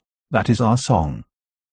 We sing it still. For all our problems, our differences, we are together as of old, as we raise our voices to the God who is the author of this most tender music, and may He continue to hold us close as we fill the world with our sound in unity, affection, and love, one people under God, dedicated to the dream of freedom that He has placed in the human heart, called upon now to pass that dream on to a waiting and hopeful world. God bless you and may God bless America. George Bush. Inaugural Address, Friday, the 20th of January, 1989. Mr. Chief Justice, Mr. President, Vice President Quayle, Senator Mitchell, Speaker Wright, Senator Dole, Congressman Michelle, and fellow citizens, neighbors, and friends, there is a man here who has earned a lasting place in our hearts, and in our history. President Reagan, on behalf of our nation, I thank you for the wonderful things that you have done for America. I have just repeated word for word the oath taken by George Washington 200 years ago, and the Bible on which I placed my hand is the Bible on which he placed his. It is right that the memory of Washington be with us today, not only because this is our bicentennial inauguration, but because Washington remains the father of our country, and he would, I think, be gladdened by this day, for today is the concrete expression of a stunning fact. Our continuity these 200 years since our government began. We meet on democracy's front porch, a good place to talk as neighbors and as friends, for this is a day when our nation is made whole, when our differences, for a moment, are suspended, and my first act as president is a prayer. I ask you to bow your heads. Heavenly Father, we bow our heads and thank you for your love. Accept our thanks for the peace that yields this day, and the shared faith that makes its continuance likely. Make us strong to do your work, willing to heed and hear your will, and write on our hearts these words. Use power to help people, for we are given power not to advance our own purposes, nor to make a great show in the world, nor a name. There is but one just use of power, and it is to serve people. Help us to remember it, Lord. Amen. I come before you and assume the presidency at a moment rich with promise. We live in a peaceful, prosperous time, but we can make it better, for a new breeze is blowing, and a world refreshed by freedom seems reborn, for in man's heart, if not in fact, the day of the dictator is over, the totalitarian era is passing, its old ideas blown away like leaves from an ancient, lifeless tree. A new breeze is blowing, and a nation refreshed by freedom stands ready to push on. There is new ground to be broken, and new action to be taken. There are times when the future seems thick as a fog. You sit and wait, hoping the mists will lift and reveal the right path. But this is a time when the future seems a door. You can walk right through into a room called tomorrow. Great nations of the world are moving toward democracy through the door to freedom. Men and women of the world move toward free markets through the door to prosperity. The people of the world agitate for free expression and free thought through the door to the moral and intellectual satisfactions that only liberty allows. We know what works. Freedom works. We know what's right. Freedom is right. We know how to secure a more just and prosperous life for man on earth, through free markets, free speech, free elections, and the exercise of free will unhampered by the state. For the first time in this century, for the first time in perhaps all history, man does not have to invent a system by which to live. We don't have to talk late into the night about which form of government is better. We don't have to wrest justice from the kings. We only have to summon it from within ourselves. We must act on what we know. I take as my guide the hope of a saint. In crucial things, unity. In important things, diversity. In all things, generosity. America today is a proud, free nation, decent and civil, a place we cannot help but love. We know in our hearts, not loudly and proudly, but as a simple fact, that this country has meaning beyond what we see, and that our strength is a force for good. But have we changed as a nation even in our time? Are we enthralled with material things, less appreciative of the nobility of work and sacrifice? My friends, we are not the sum of our possessions. They are not the measure of our lives. In our hearts we know what matters. We cannot hope only to leave our children a bigger car, a bigger bank account. We must hope to give them a sense of what it means to be a loyal friend, a loving parent, a citizen who leaves his home, his neighborhood and town better than he found it. What do we want the men and women who work with us to say when we are no longer there? That we were more driven to succeed than anyone around us, or that we stopped to ask if a sick child had gotten better, and stayed a moment there to trade a word of friendship? No president, no government, can teach us to remember what is best in what we are, but if the man you have chosen to lead this government can help make a difference, if he can celebrate the quieter, deeper successes that are made not of gold and silk, but of better hearts and finer souls, if he can do these things, then he must. America is never wholly herself unless she is engaged in high moral principle. We as a people have such a purpose today. It is to make kinder the face of the nation and gentler the face of the world. My friends, we have work to do. There are the homeless, lost and roaming. There are the children who have nothing, no love, no normalcy. There are those who cannot free themselves of enslavement to whatever addiction, drugs, welfare, the demoralization that rules the slums. There is crime to be conquered, the rough crime of the streets. There are young women to be helped who are about to become mothers of children they can't care for and might not love. They need our care, our guidance, and our education, though we bless them for choosing life. The old solution, the old way, was to think that public money alone could end these problems, but we have learned that is not so, and in any case, our funds are low. We have a deficit to bring down. We have more will than wallet, but will is what we need. We will make the hard choices, looking at what we have and perhaps allocating it differently, making our decisions based on honest need and prudent safety, and then we will do the wisest thing of all. We will turn to the only resource we have that in times of need always grows, the goodness and the courage of the American people. I am speaking of a new engagement in the lives of others, a new activism, hands-on and involved, that gets the job done. We must bring in the generations, harnessing the unused talent of the elderly and the unfocused energy of the young, for not only leadership is passed from generation to generation, but so is stewardship, and the generation born after the Second World War has come of age. I have spoken of 1,000 points of light, of all the community organizations that are spread like stars throughout the nation, doing good. We will work hand in hand, encouraging, sometimes leading, sometimes being led, rewarding. We will work on this in the White House, in the cabinet agencies. I will go to the people and the programs that are the brighter points of light, and I will ask every member of my government to become involved. The old ideas are new again because they are not old, they are timeless.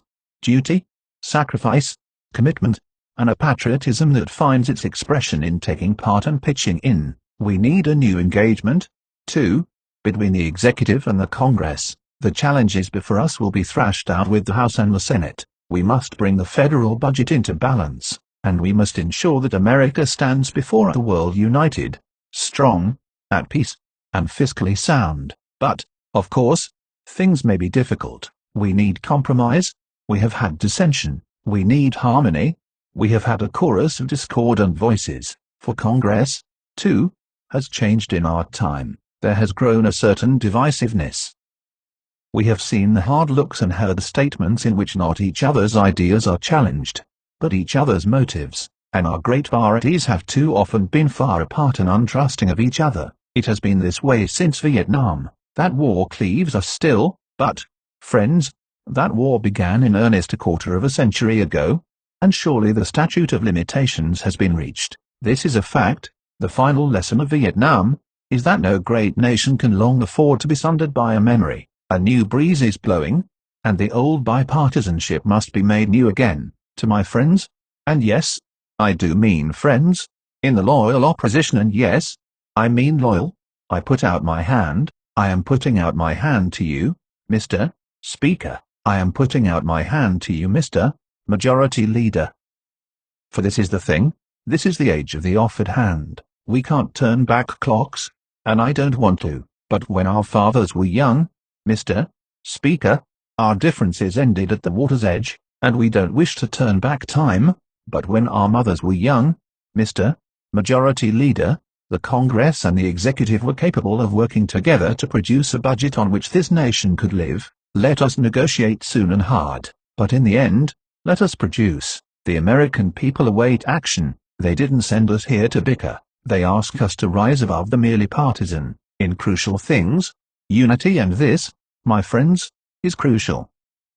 To the world, too, we offer new engagement and a renewed vow. We will stay strong to protect the peace. The offered hand is a reluctant fist, but once made, strong, and can be used with great effect. There are today Americans who are held against their will in foreign lands, and Americans who are unaccounted for. Assistance can be shown here, and will be long remembered. Goodwill begets goodwill. Good faith can be a spiral that endlessly moves on. Great nations like great men must keep their word. When America says something, America means it.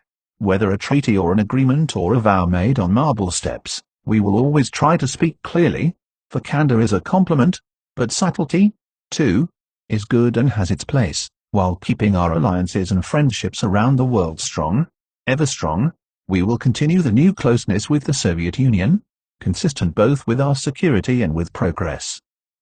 One might say that our new relationship in part reflects the triumph of hope and strength over experience, but hope is good, and so are strength and vigilance. Here today are tens of thousands of our citizens, who feel the understandable satisfaction of those who have taken part in democracy, and seen their hopes fulfilled. But my thoughts have been turning the past few days to those who would be watching at home, to an older fellow, who will throw a salute by himself when the flag goes by, and the women who will tell her sons the words of the battle hymns. I don't mean this to be sentimental. I mean that on days like this, we remember that we are all part of a continuum, inescapably connected by the ties that bind. Our children are watching in schools throughout our great land, and to them I say, thank you for watching democracy's big day, for democracy belongs to us all, and freedom is like a beautiful kite that can go higher and higher with the breeze. And to all I say, no matter what your circumstances or where you are part of this day,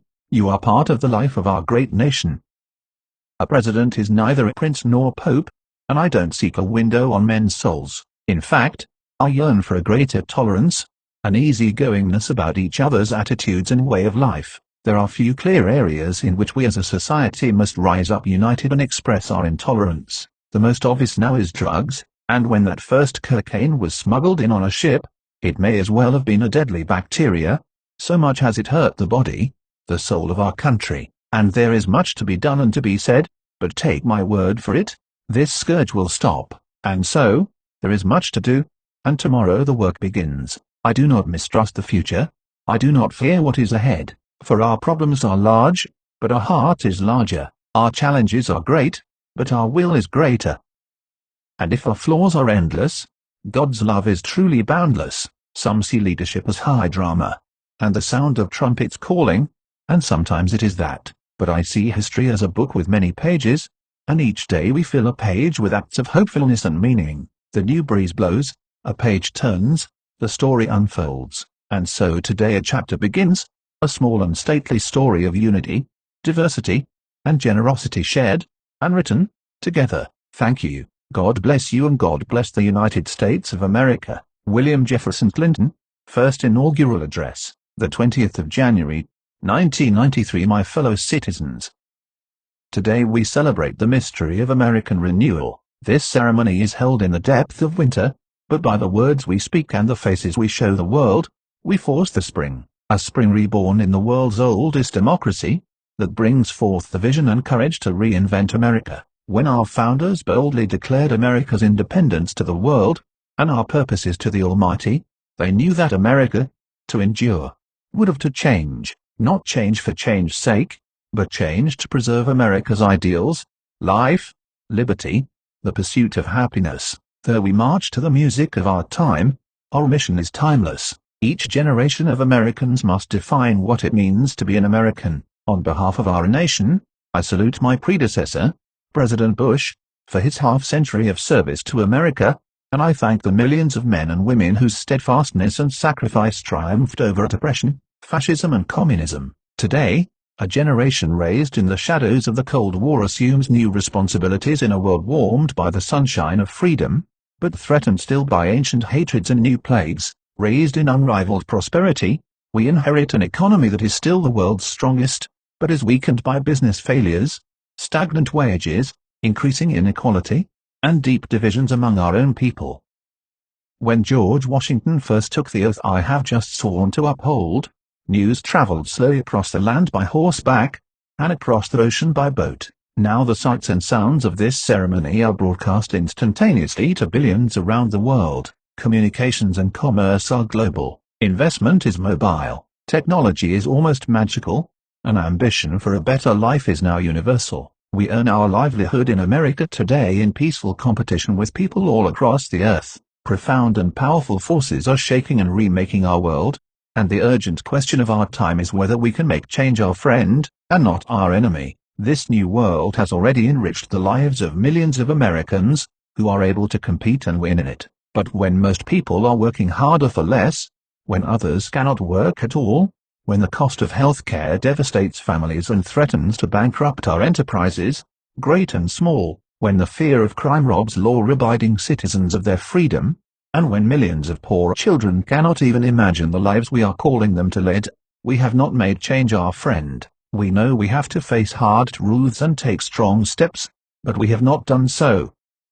Instead we have drifted, and that drifting has eroded our resources, fractured our economy, and shaken our confidence. Though our challenges are fearsome, so are our strengths. Americans have ever been a restless, questing, hopeful people, and we must bring to our task today the vision and will of those who came before us. From our revolution to the Civil War, to the Great Depression, to the Civil Rights Movement, our people have always mustered the determination to construct from these crises the pillars of our history. Thomas Jefferson believed that to preserve the very foundations of our nation, we would need dramatic change from time to time. Well, my fellow Americans, this is our time. Let us embrace it. Our democracy must be not only the envy of the world, but the engine of our own renewal. There is nothing wrong with America that cannot be cured by what is right with America. And so today we pledge an end to the era of deadlock and drift, and a new season of American renewal has begun. To renew America we must be bold. We must do what no generation has had to do before. We must invest more in our own people, in their jobs, and in their future, and at the same time cut our massive debt, and we must do so in a world in which we must compete for every opportunity. It will not be easy, it will require sacrifice, but it can be done, and done fairly, not choosing sacrifice for its own sake, but for our own sake. We must provide for our nation the way a family provides for its children. Our founders saw themselves in the light of posterity. We can do no less. Anyone who has ever watched a child's eyes wander into sleep knows what posterity is. Posterity is the world to come, the world for whom we hold our ideals, from whom we have borrowed our planet, and to whom we bear sacred responsibilities. We must do what America does best, offer more opportunity to all and demand more responsibility from all. It is time to break the bad habit of expecting something for nothing, from our government, or from each other. Let us all take more responsibility, not only for ourselves and our families, but for our communities and our country. To renew America we must revitalize our democracy. This beautiful capital, like every capital since the dawn of civilization, is often a place of intrigue and calculation. Powerful people maneuver for position and worry endlessly about who is in and who is out, who is up and who is down, forgetting those people whose toil and sweat sends us here and paves our way. Americans deserve better, and in this city today there are people who want to do better, And so I say to all of you here, let us resolve to reform our politics, so that power and privilege no longer shout down the voice of the people. Let us put aside personal advantage, so that we can feel the pain and see the promise of America. Let us resolve to make a government a place for what Franklin Roosevelt called bold, persistent experimentation, a government for our tomorrows, not our yesterdays. Let us give this capital back to the people to whom it belongs. To renew America we must meet challenges abroad, as well as at home. There is no longer a clear division between what is foreign and what is domestic. The world economy, the world environment, the world AIDS crisis, the world arms race, they affect us all. Today as an old order passes, the new world is more free, but less stable. Communism's collapse has called forth old animosities, and new dangers. Clearly, America must continue to lead the world we did so much to make. While America rebuilds at home, we will not shrink from the challenges nor fail to seize the opportunities of this new world. Together with our friends and allies, we will work together to shape change, lest it engulf us. When our vital interests are challenged, or the will and conscience of the international community is defied, we will act, with peaceful diplomacy whenever possible, with force when necessary. The brave Americans serving our nation today in the Persian Gulf, in Somalia, and wherever else they stand, are testament to our resolve, but our greatest strength is the power of our ideas, which are still new in many lands. Across the world, we see them embraced and we rejoice. Our hopes, our hearts, our hands, are with those on every continent, who are building democracy and freedom. Their cause is America's cause. The American people have summoned the change we celebrate today. You have raised your voices in an unmistakable chorus. You have cast your votes in historic numbers. You have changed the face of Congress, the presidency, and the political process itself. Yes, you, my fellow Americans, have forced the spring. Now we must do the work the season demands. To that work I now turn with all the authority of my office. I ask the Congress to join with me, but no president, no Congress, no government can undertake this mission alone. My fellow Americans, you, too, must play your part in our renewal. I challenge a new generation of young Americans to a season of service, to act on your idealism, by helping troubled children, keeping company with those in need, reconnecting our torn communities. There is so much to be done. Enough, indeed, for millions of others who are still young in spirit, to give of themselves in service.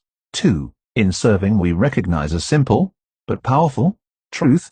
We need each other, and we must care for one another. Today we do more than celebrate America, we rededicate ourselves to the very idea of America, an idea born in revolution, and renewed through 2 centuries of challenge, an idea tempered by the knowledge that but for fate, we, the fortunate and the unfortunate, might have been each other, an idea ennobled by the faith that our nation can summon from its myriad diversity, the deepest measure of unity, an idea infused with the conviction that America's journey-long, heroic journey must go forever upward. And so, my fellow Americans, as we stand at the edge of the 21st century, let us begin anew, with energy and hope, with faith and discipline, and let us work until our work is done. The Scripture says, and let us not be weary in well-doing, for in due season we shall reap, if we faint not.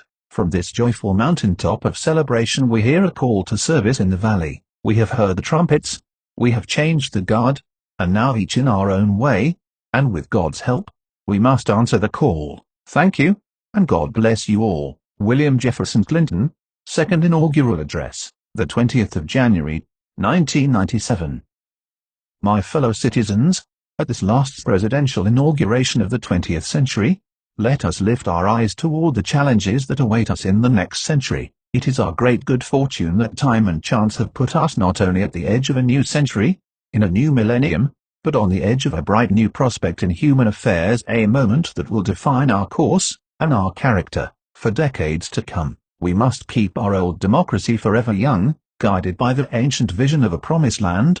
Let us set our sights upon a land of new promise. The promise of America was born in the 18th century, out of the bold conviction that we are all created equal. It was extended and preserved in the 19th century, when our nation spread across the continent, saved the Union, and abolished the awful scourge of slavery. Then, in turmoil and triumph, That promise exploded onto the world stage to make this the American century, and what a century it has been. America became the world's mightiest industrial power, saved the world from tyranny in 2 world wars and a long Cold War, and time and again, reached out across the globe to millions who, like us, longed for the blessings of liberty.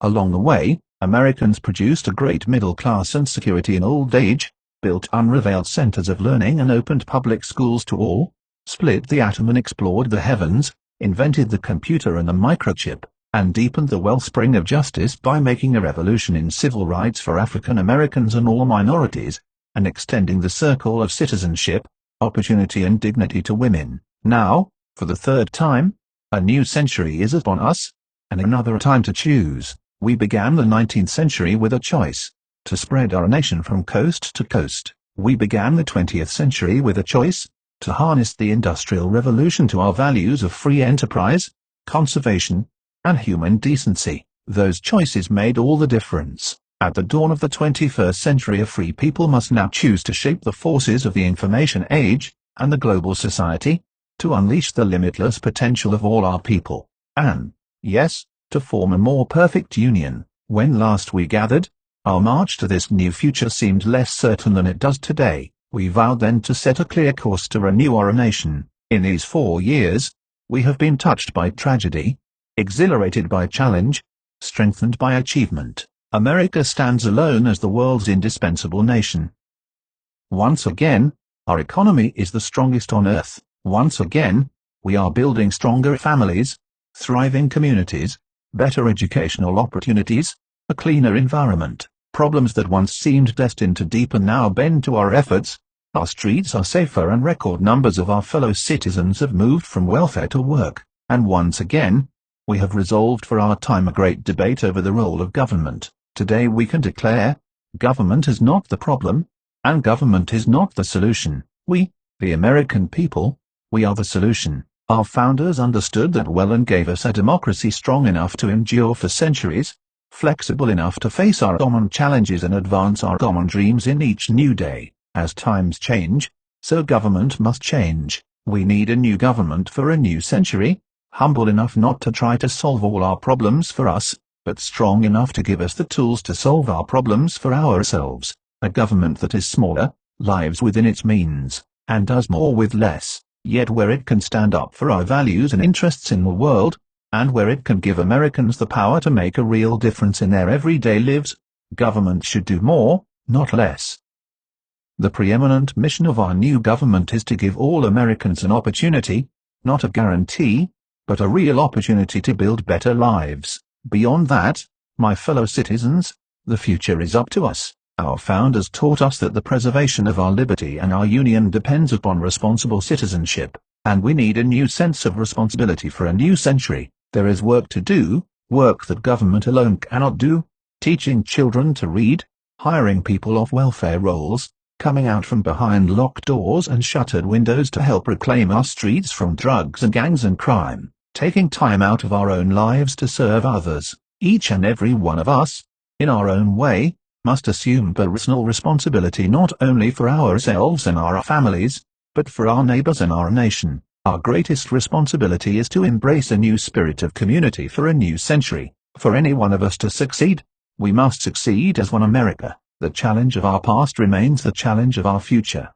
Will we be one nation, one people, with one common destiny, or not? Will we all come together, or come apart? The divide of race has been America's constant curse, and each new wave of immigrants gives new targets to old prejudices. Prejudice and contempt, cloaked in the pretense of religious or political conviction, are no different. These forces have nearly destroyed our nation in the past. They plague us still. They fuel the fanaticism of terror, and they torment the lives of millions in fractured nations all around the world. These obsessions cripple both those who hate and, of course, those who are hated, robbing both of what they might become. We will not, succumb to the dark impulses that lurk in the far regions of the soul everywhere. We shall overcome them, and we shall replace them with the generous spirit of a people who feel at home with one another. Our rich texture of racial, religious and political diversity will be a godsend in the 21st century. Great rewards will come to those who can live together, Learn together, work together, forge new ties that bind together. As this new era approaches, we can already see its broad outlines. 10 years ago, the internet was the mystical province of physicists.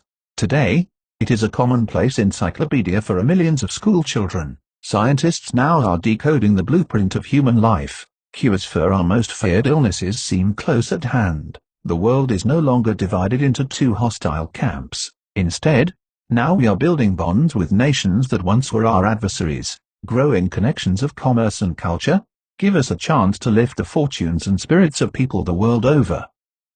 And for the very first time in all of history, more people on this planet live under democracy than dictatorship. My fellow Americans, as we look back at this remarkable century, we may ask, can we hope not just to follow, but even to surpass the achievements of the 20th century in America, and to avoid the awful bloodshed that stained its legacy? To that question, every American here and every American in our land today must answer a resounding yes. This is the heart of our task. With a new vision of government, a new sense of responsibility, a new spirit of community, we will sustain America's journey. The promise we sought in a new land, we will find again in a land of new promise. In this new land, education will be every citizen's most prized possession. Our schools will have the highest standards in the world, igniting the spark of possibility in the eyes of every girl and every boy, and the doors of higher education will be open to all. The knowledge and power of the information age will be within reach not just of the few, but of every classroom,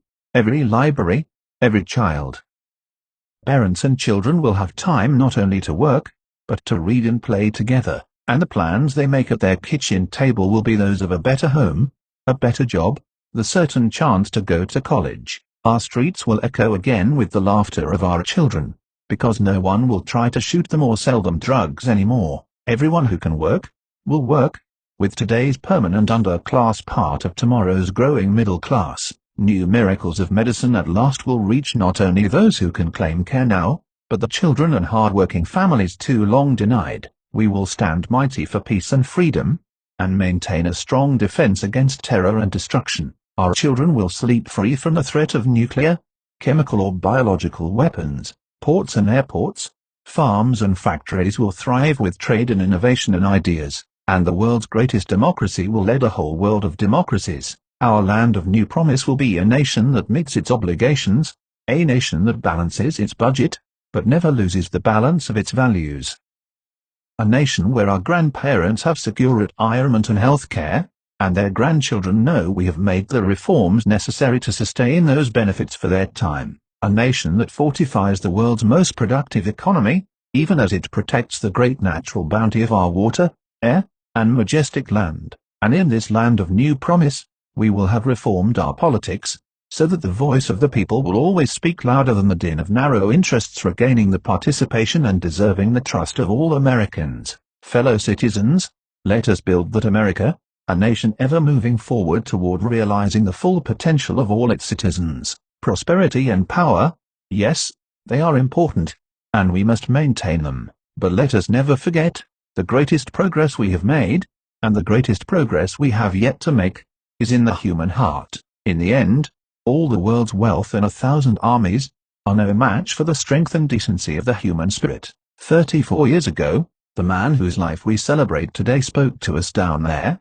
at the other end of this mall, in words that moved the conscience of a nation. Like a prophet of old, he told of his dream that one day America would rise up, and treat all its citizens as equals before the law, and in the heart. Martin Luther King's dream was the American dream.